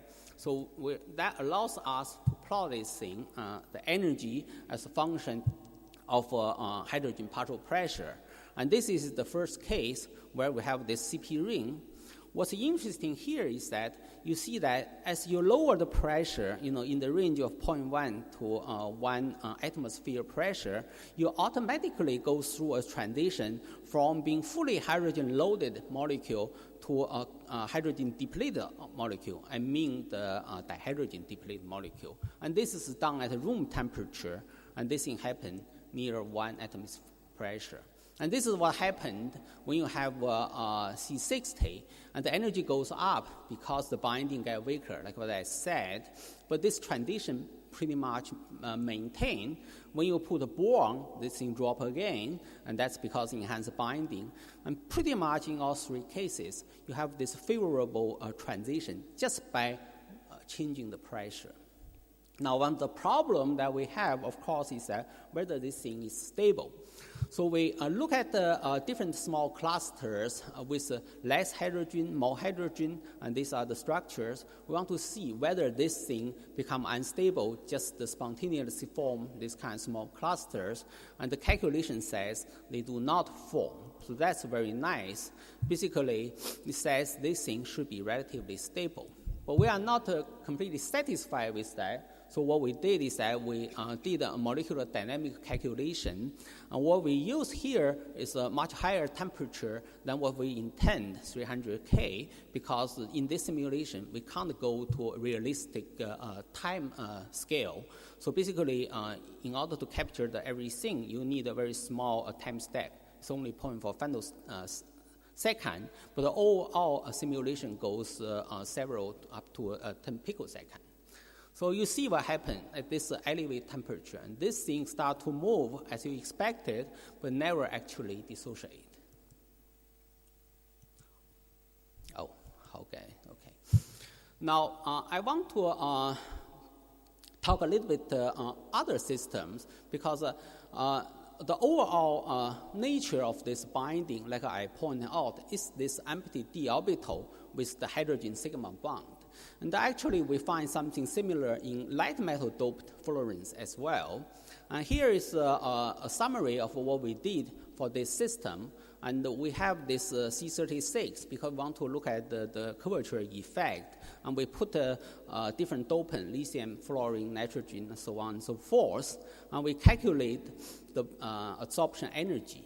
And basically, they are very small. And notice that they don't even have much difference when you go from no impurity and with different impurity. But interestingly, when you have a case of boron and beryllium, you have much larger binding energy. And the reason you have this large binding energy, as I will show in this slide, is the same as what we have for this transition metal.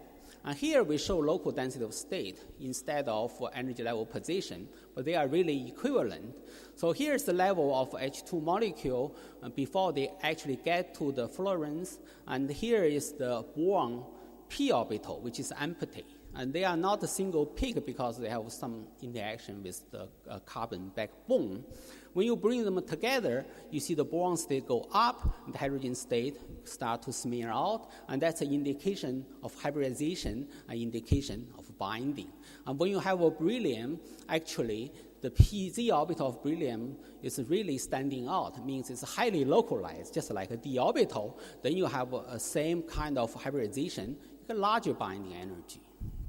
So this is basically the message. Now, I want to show also some more recent result that we did. And the concern that we have is that the study that we have for the transition metal requires the coating of the C60.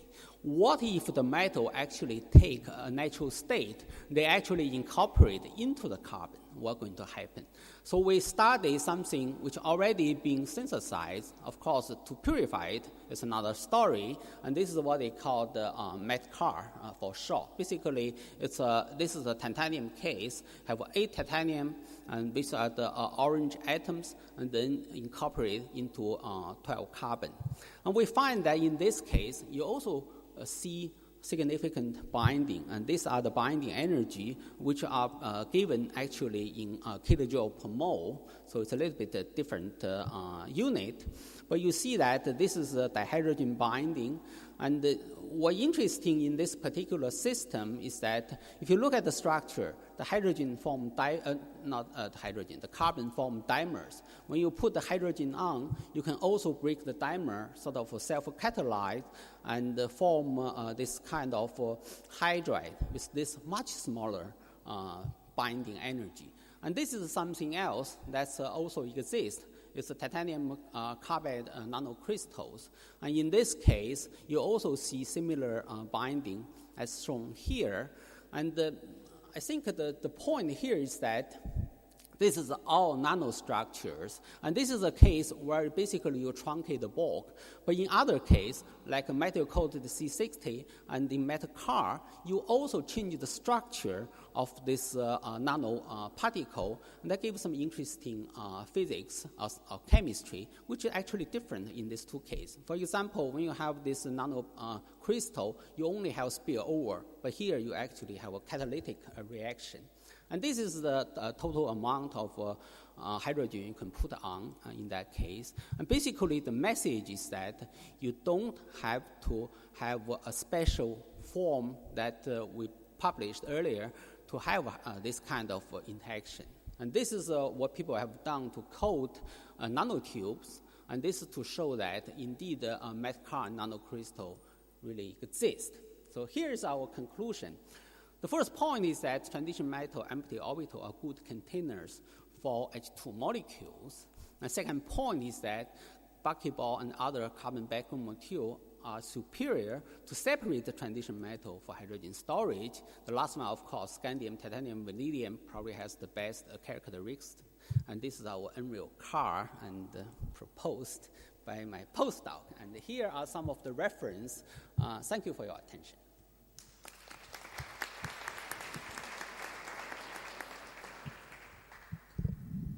Thank you, Shengbai. Time for questions? Yes, I like your hypothesis, and you have some calculations that show what may be possible. As you're probably aware, there's been a rich chemistry on cyclopentadienyl complexes for the entire transition series. There's some bis-cyclopentadienyl tantalum system where there's a hydride and one dihydrogen bonded hydrogen. I'm not aware of any of the scandium systems, and as you go through the literature, is there any precedent that you can find where some of your proposed molecules might actually exist with more than one dihydrogen bonded? Well, in the literature, that's what I refer to this work, really pioneer work by Dr. Kubas. And in that case, indeed, because you have other molecules in the system that actually disable further binding of H2 molecules to that particular molecules. And for example, you have BH5, that's another example. When you have this basically hydride ligand, you can only bind one dihydrogen molecule. Now, whether this can be realized by experiment, and that's really a challenge. And actually, I think Andelen and McKibben are trying, and also I think the chair of yesterday, Dr. Jensen, also discussed or studied this thing before, and I had a discussion that there is still a possibility. I think there's a great opportunity that someone can synthesize this kind of basically CP metal system for hydrogen storage. On the other hand, when you have this metal-coated buckyball, and that's not something has been, well, even though it already exists in the literature, but for hydrogen storage, I don't think has been studied to the extent that we would like to know.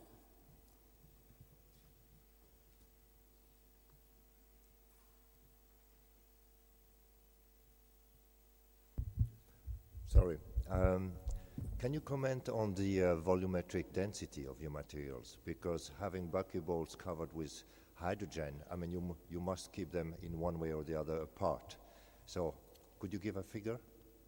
Yeah, well, I don't have a figure here, but there is a number in the physical review letter, which is published, I think, in April. And actually, our chair and Dr. Hibben particularly did estimate. And if you assume van der Waals distance, I think the density is like 30% smaller than the DOE target.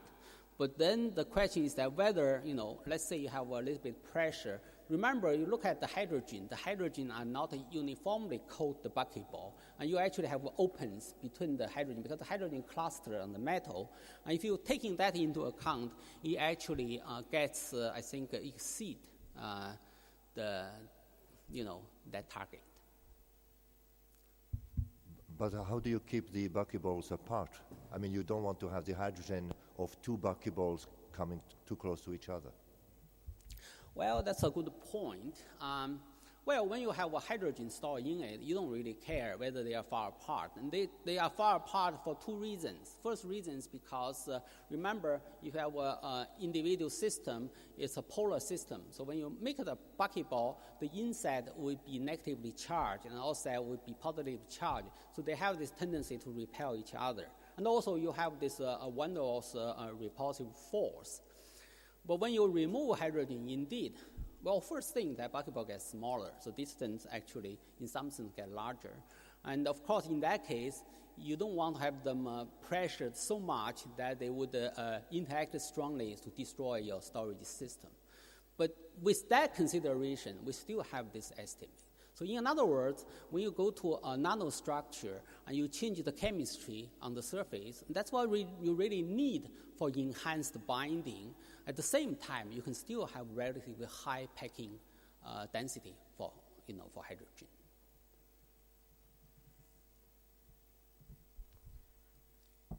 One more question from Guido.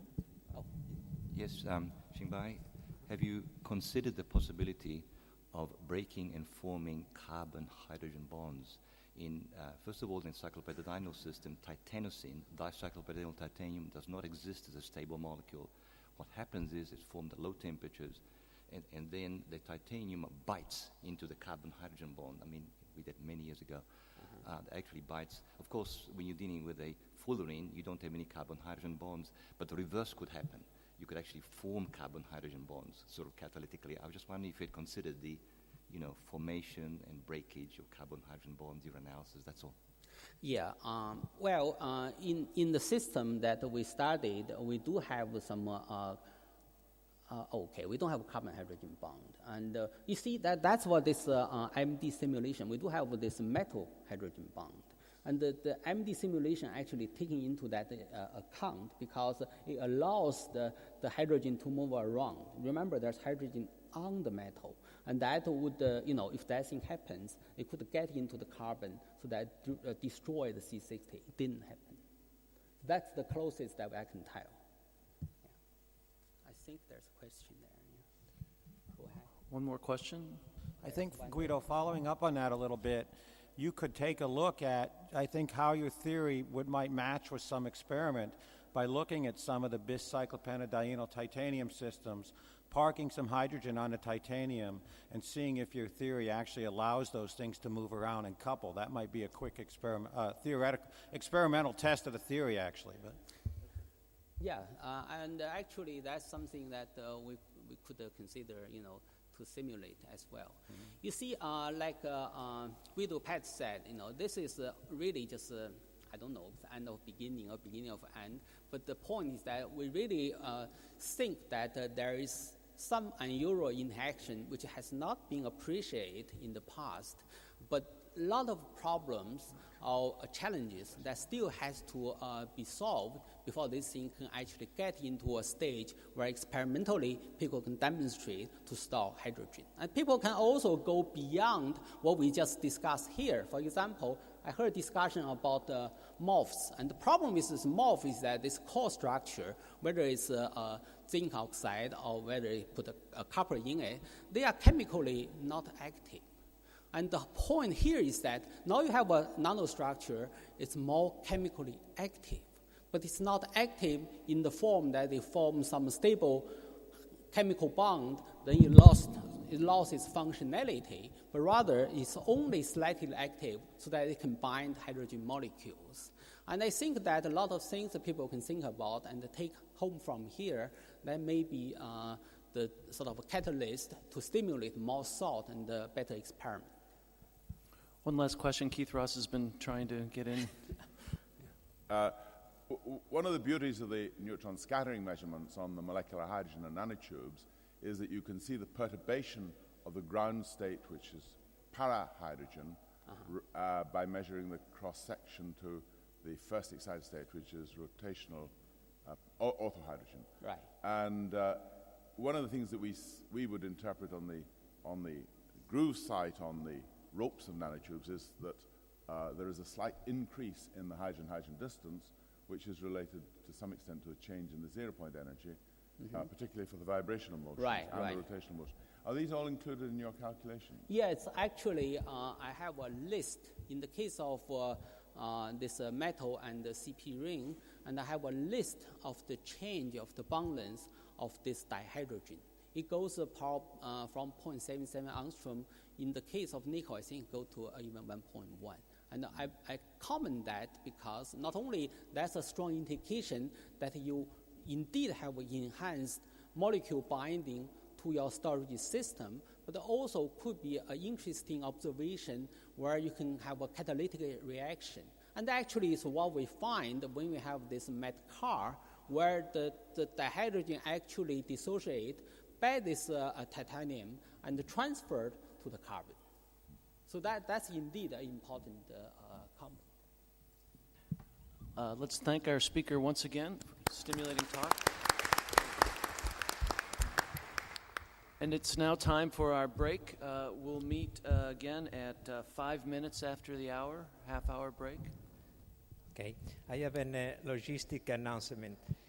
Those of you who need the bus to Pisa tomorrow afternoon or Thursday morning are kindly requested to register themselves at the secretariat table at the entrance. Thank you.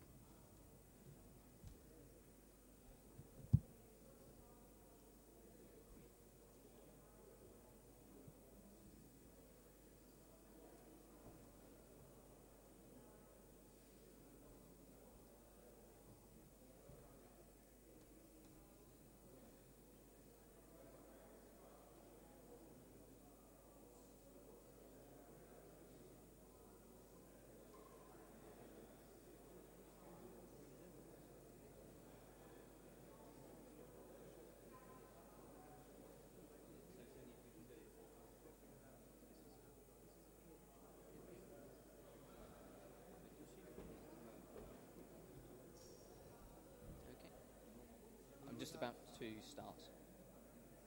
What? You starting? I'm the chair. Oh, you're the chair. Yeah. Okay. Who have we got now? First person is going to be Hu Ming Chen. Okay, fine. Hu Ming Chen.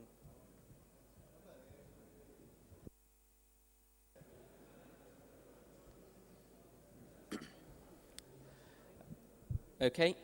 Welcome back after the break. If you could take your seats quickly now. As we've got to try and make sure we leave our presenters enough time to talk before lunch. Just some announcements before we have the first of the presentations.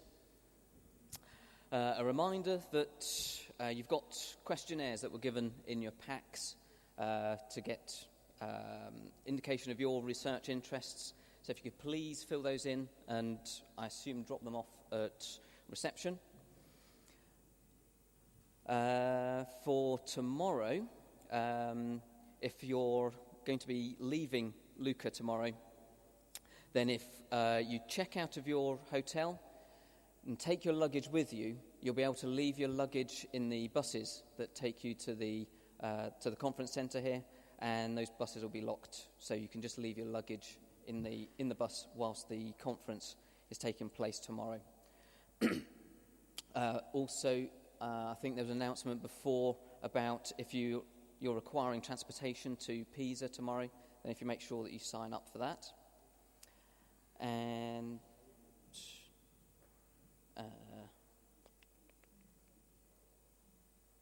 if you could also check, the last thing is, if you could also check on the participants list that your contact details are correct. And there's lists at the front. If there's any corrections that need to be made, if you could make those on the list of on the participant list. If all your details are correct, if you could just confirm that by putting an OK and your initials. Right, that's it for the announcements. So it gives me great pleasure in being able to invite the first of our speakers from the Institute of Metal Research in China, Hu Ming Chen.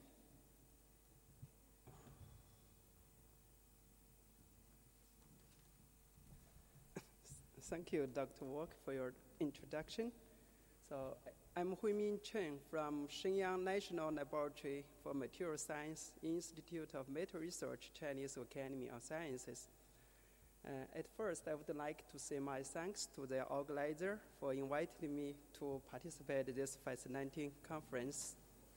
Today I'm going to give a talk on development of magnesium single-wall nanotube system for hydrogen storage. Basically, I'm a material synthesis man, but I have quite much interest in the hydrogen because of very simple reason. I hope the humankind can live together with this cute great panda in a green environment forever. Oops. Okay. So my talk can be outlined into two parts. At first, I want to give a very brief introduction about our results on hydrogen storage in carbon nanotubes. And then I'll move to the hydrogen storage in a composite system of magnesium carbon nanotubes. With the background given by the previous speakers, which makes my talk much easier about the hydrogen storage in carbon nanotubes. Here I will show you some reported experimental results since 2002, which will be has been published in a recent review article on Journal of Physics D. Here I only show the results for 2002 because there are quite a few review articles before that. As we can see from this table, the materials in recent years are still from the single-wall nanotubes to multi-wall nanotubes and to carbon nanofibers. The synthesis methods ranging from the mostly CVD and arc discharge and laser ablation, and most of the sample were pre-treated in different ways, such as the vacuum degassing and acid washing and oxidation, activation, and so on. The major method are three kinds. Most the measurement method is the volumetric method, but we also see a few reports on gravimetric and TDS methods. And the measurement conditions are basically at room temperature and 77 Kelvin at a high pressure, and the highest one can be close to 150 bar, and most of them around 10 megapascal, and a few are in a vacuum, a low vacuum around 300 torr. However, as the previous speaker pointed out, the results are scattering from 0.02 to as high as 17%, which was reported by India group last year with a very specified carbon nanofiber structure. From those experimental results, we can get some perspectives. The first is the scattering of the experimental results is quite large.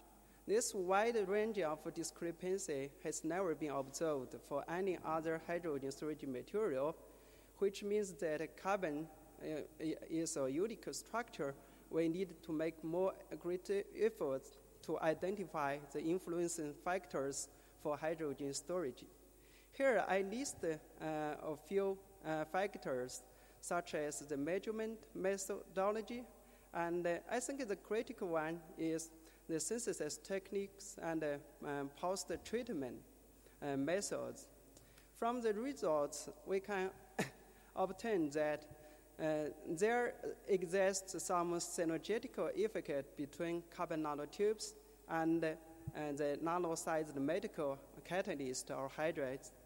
Also, the acid or alkali treatment does not routinely improve the capacity of hydrogen storage. And the reports show that a suitable post-treatment or activation process may be beneficial for the hydrogen storage. And from the viewpoint of structural characteristics, we can get a conclusion that the single-wall nanotubes with a larger diameter or multi-wall nanotubes with worse structural perfection seems to be preferable for hydrogen storage. Also, from the viewpoint of surface and power characteristics, we know that the power structure of carbon nanotubes are quite unique compared to the activated carbons and other porous materials. And generally, a higher capacity in carbon nanotubes can be obtained compared to the activated carbons. However, no perfect consistency in relationship between hydrogen capacity and the specific surface area of the nanotubes. I think the most important factor based on our experience and on the reported experimental results is that the measurement pressure. Normally, below 6 megapascal, almost no hydrogen can be observed. We have synthesized in a quite large scale single-wall nanotubes by a method we called sulfur-assisted arc discharge method.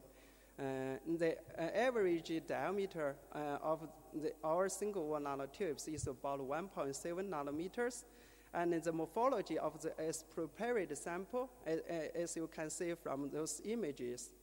After then, we purify our samples by a multiple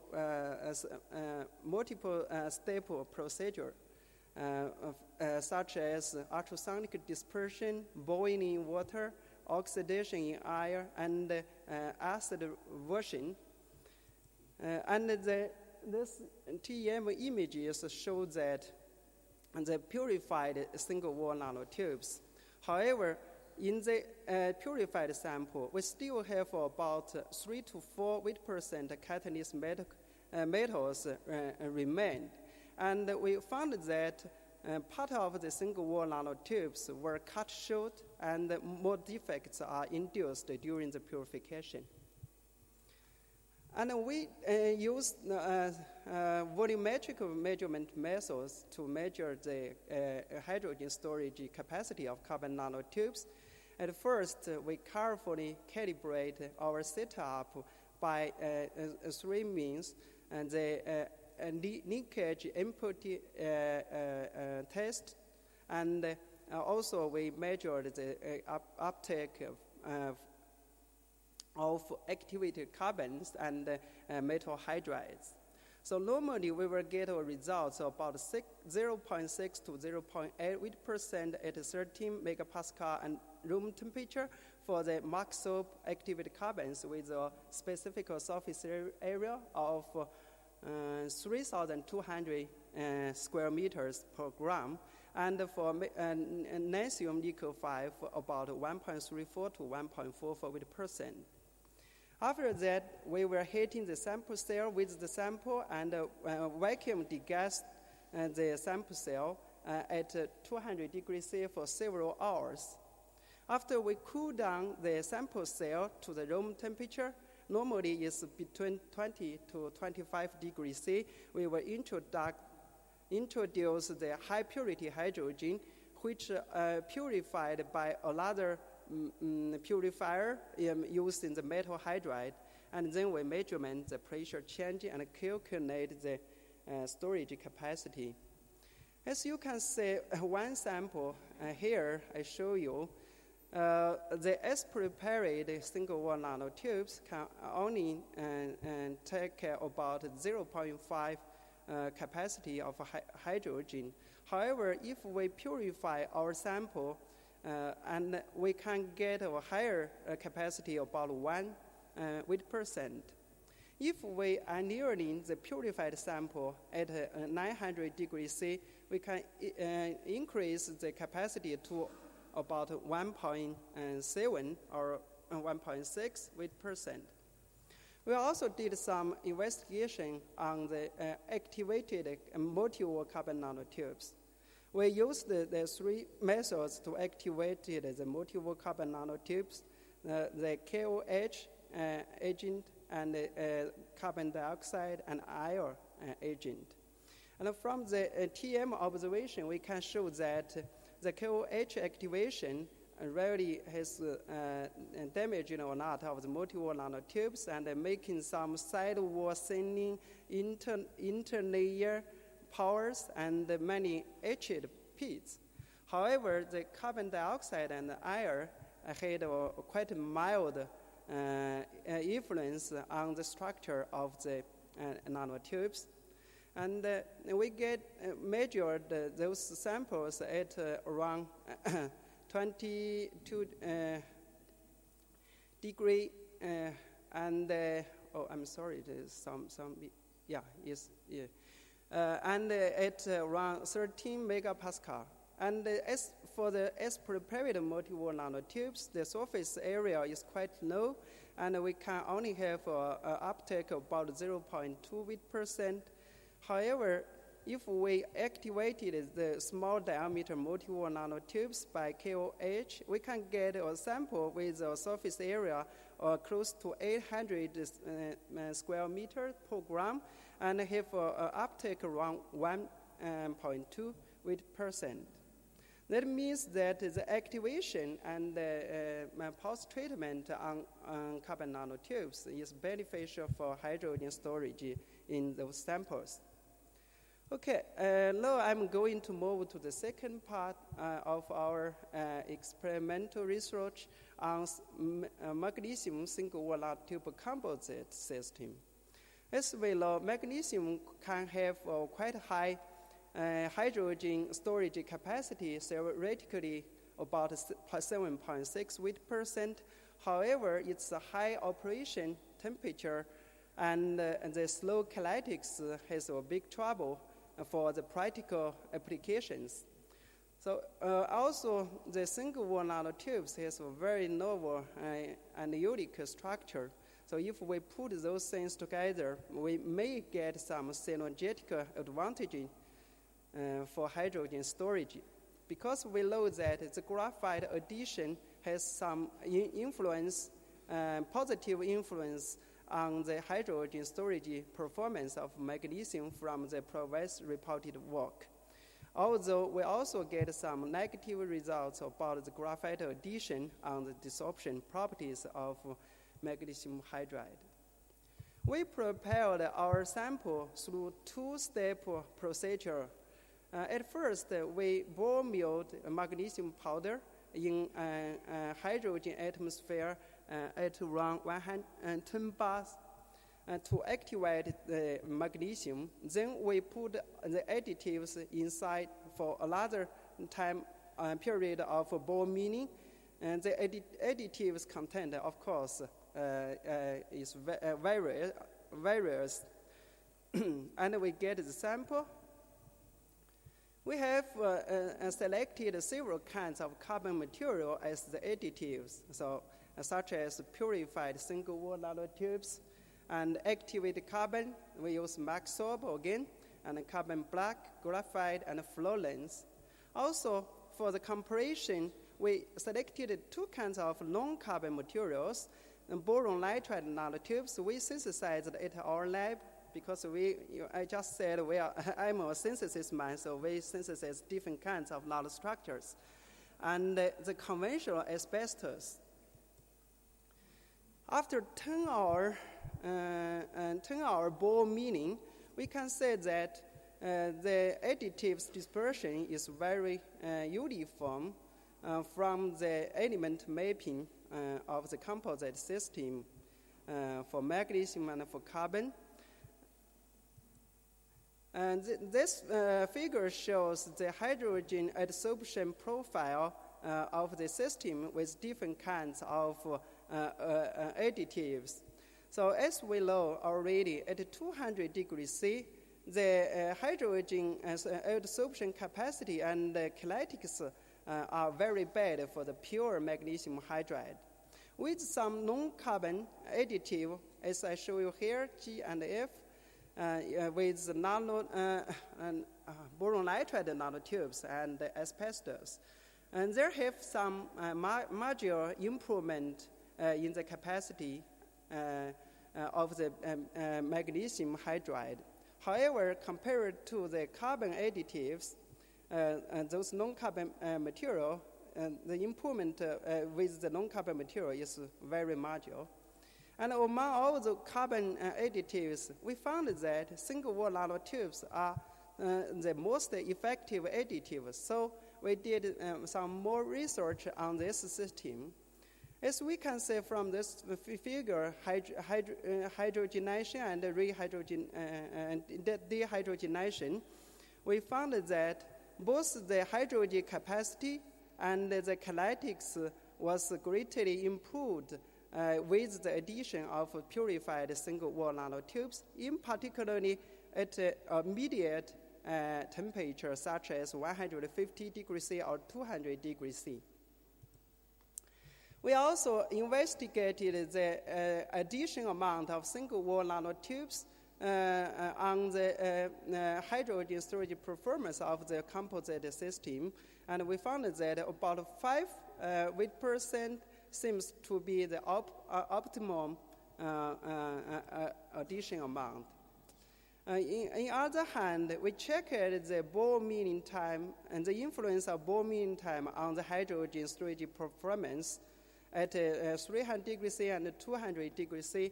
We found that from 1 hour to 10 hours, there's not too much difference.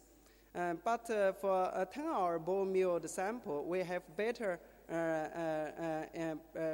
performance at 200 degrees C.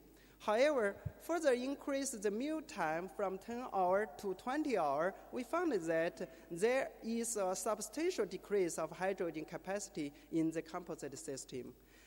Might be due to the destruction of carbon nanostructures or some unknown local magnesium-carbon interaction. In order to investigate the function of single-wall nanotubes, we have tried another experiment. That is, we pre-milled the purified single-wall nanotubes for 30 minutes, 2 hours, and 20 hours to damage this nanostructure. After then, we added the pre-milled sample into the magnesium hydride, milled again for 10 hours. We found that without pre-milling, or with a shorter pre-milling for 30 minutes and 2 hours at 300 degrees C, the capacity and the kinetics seems to be similar. But with 20 hours pre-milling, the capacity and the kinetics was degraded. If we look for the performance at a lower temperature, such as 150 degrees C, we can clearly see that with only 30 minutes per milling of single-wall nanotubes, the capacity and the kinetics was dramatically degraded by the pre-milling. That means that the single-wall nanotube nanostructure can really have something in the improvement of the capacity of magnesium material. As we know, the transition metals such as iron, cobalt, and nickel has a catalytic effect on the improvement of kinetics of magnesium hydride. And on the other hand, we synthesize our single-wall nanotubes with those 3 transition metal mixture. So that means in the as-prepared single-wall nanotubes, we have nanotube and metal catalyst in the sample. So maybe we can just use the as-prepared sample to improve the hydrogen storage performance of magnesium hydride to get a more positive effect. So the experimental results show that from 100 degrees C to 300 degrees C, we really found that the as-prepared single-wall nanotubes has a much better influence improvement on the hydrogen storage of magnesium hydride. In particular, for a very low temperature at 200 degrees C, we can get 6 weight percent within a few minutes, less than 5 minutes. And we also checked the desorption behavior of those material. As we can see, at 350 degrees C, the pure magnesium hydride has a very low capacity and very slow kinetics.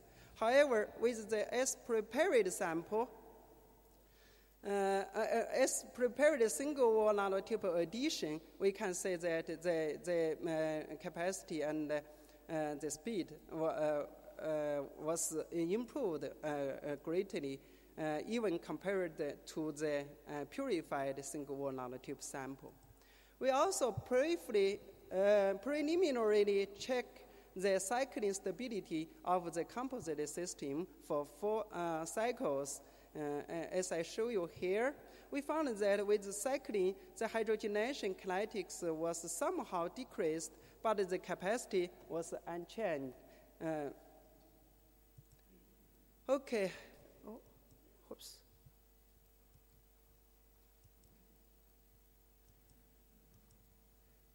Wow. Come on. Okay.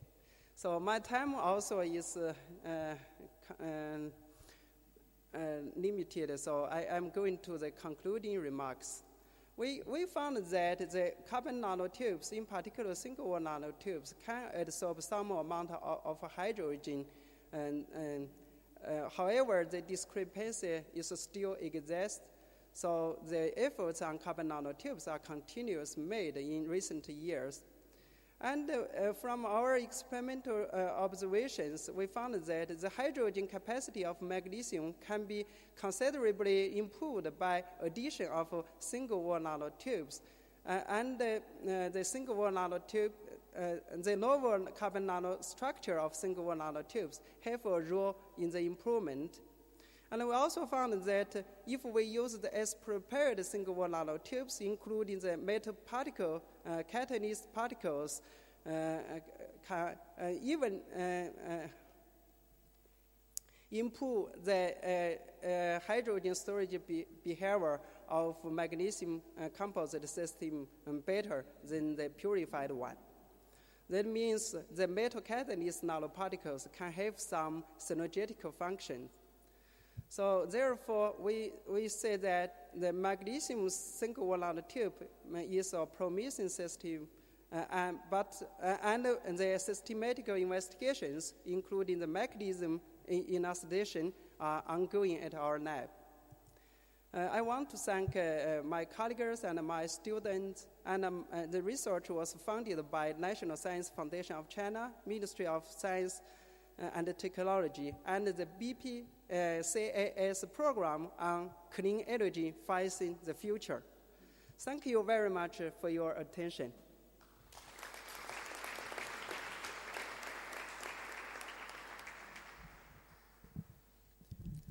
Thank you very much for a very interesting talk. This presentation is now open for any questions at the front.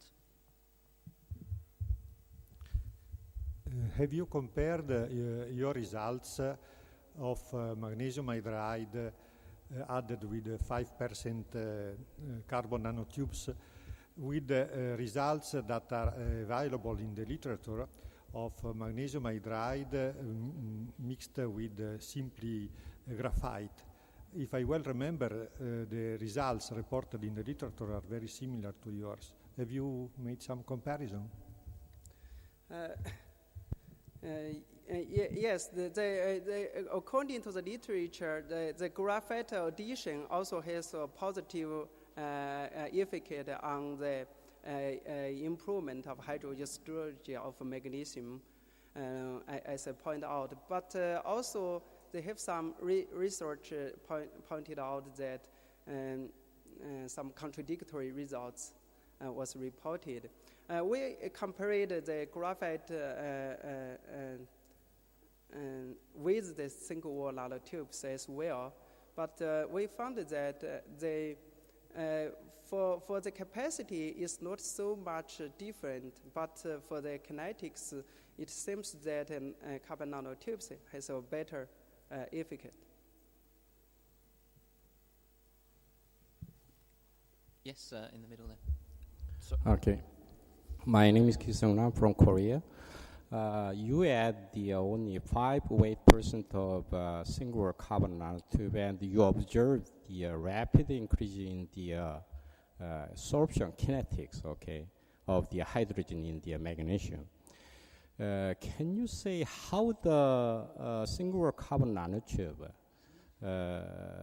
give the so big impact on the sorption kinetics? I mean, so can you say the mechanism to improve the kinetics of hydrogen storage in the magnesium? Yes, that's a very nice question. So we are trying to do some thermodynamic characterization of the system right now with some of our collaborators, and we anticipated that. Of course, with the addition of nanotubes or other carbons, the first morphological improvement is we can decrease the particle size of magnesium hydride. So that means that we can have a better kinetics. Another thing we are thinking is that possibly, I will say, maybe hydrogen can and diffuse through the interface between the nanotube and magnesium, but we have no proof yet. A question just next, yeah. Okay, I have two questions about your result. When you mix the magnesium hydride in single nanotube, is there any change of the nanostructure? Could you have any kind of the TEM image or X-ray? Yeah. And another one is that you just mentioned about the absorption of the hydrogen storage. What about the desorption in your case? Yeah, okay, so at first I will say, I show you one figure about the desorption. Of course, with the addition, the desorption temperature was lowered and the speed was improved. But the as prepared sample, single nanotube addition is better than the purified one, and of course is much better than the pure magnesium hydride. So for the how I say the state of carbon nanotube in magnesium, so actually it's very difficult for us to look for where the carbon is. So we are trying very hard to have, for example, the TEM photos, but we have not yet. Okay, we've got time for one more question. Alan? Speaking as a synthetic chemist, do you or have you looked for any possible formation of magnesium, some type of magnesium carbide? For example, if one looked at the X-ray, do you find any new peaks or bands appearing before and after the ball milling? Yeah, so thank you. So we do not find any carbide based on our X-ray analysis. But the one thing we are checking now by mass spectroscopy and other things is if we have some, hydrocarbon released from the system. This one we are checking now. Mm-hmm. Yeah, because release the temperature is around 300 degrees C. We may have some hydrocarbon, but I cannot tell the results because we have not yet get results. Thank you. I believe there's one more question from Mikhail. Yeah. As already mentioned, your results look quite similar to the results obtained by Jacques Huot in Canada. He was just using graphite.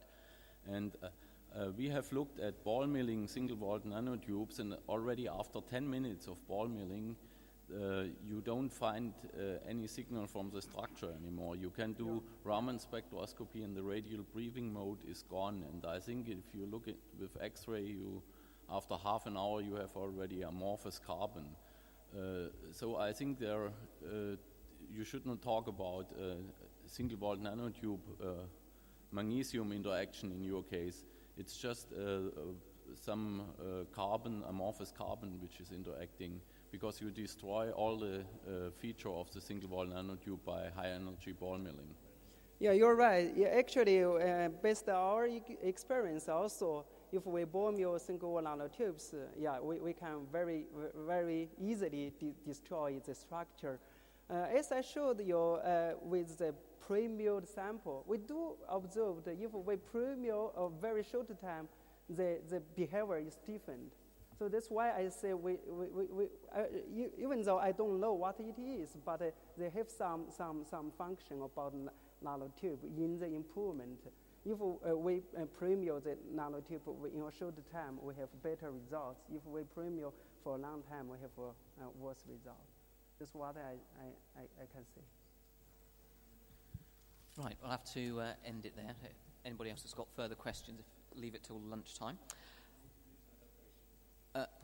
Well, we've got to move on, so if you could leave it until at lunchtime.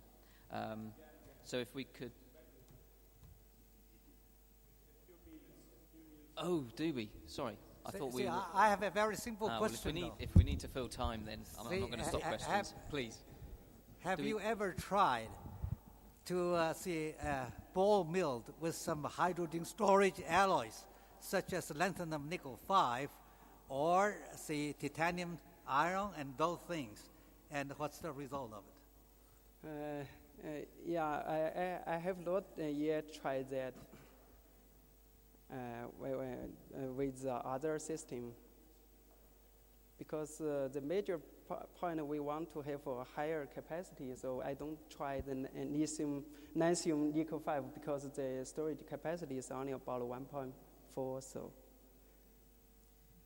maybe it was to try that to see some effect. Can you say the particle size of manganese before and after the ball milling? Particle size manganese before and after the ball milling. Was decreased. Particle size was decreased with the addition of the additives. Can you say the dimension? I have in my computer. I will tell you later.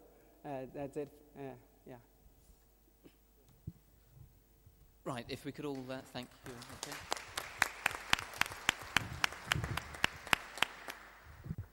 The minister is already here, and he should come here any time now. So, if you don't mind, you should interrupt your session for 20 minutes.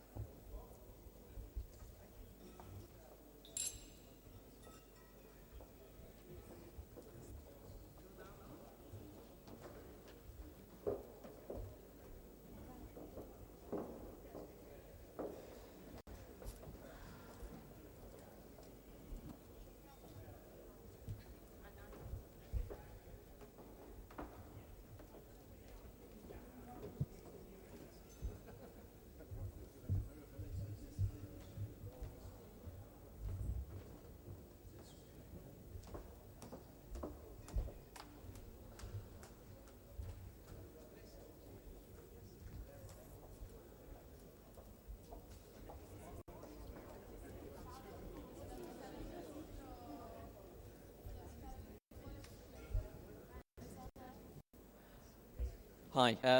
Sorry about the confusion.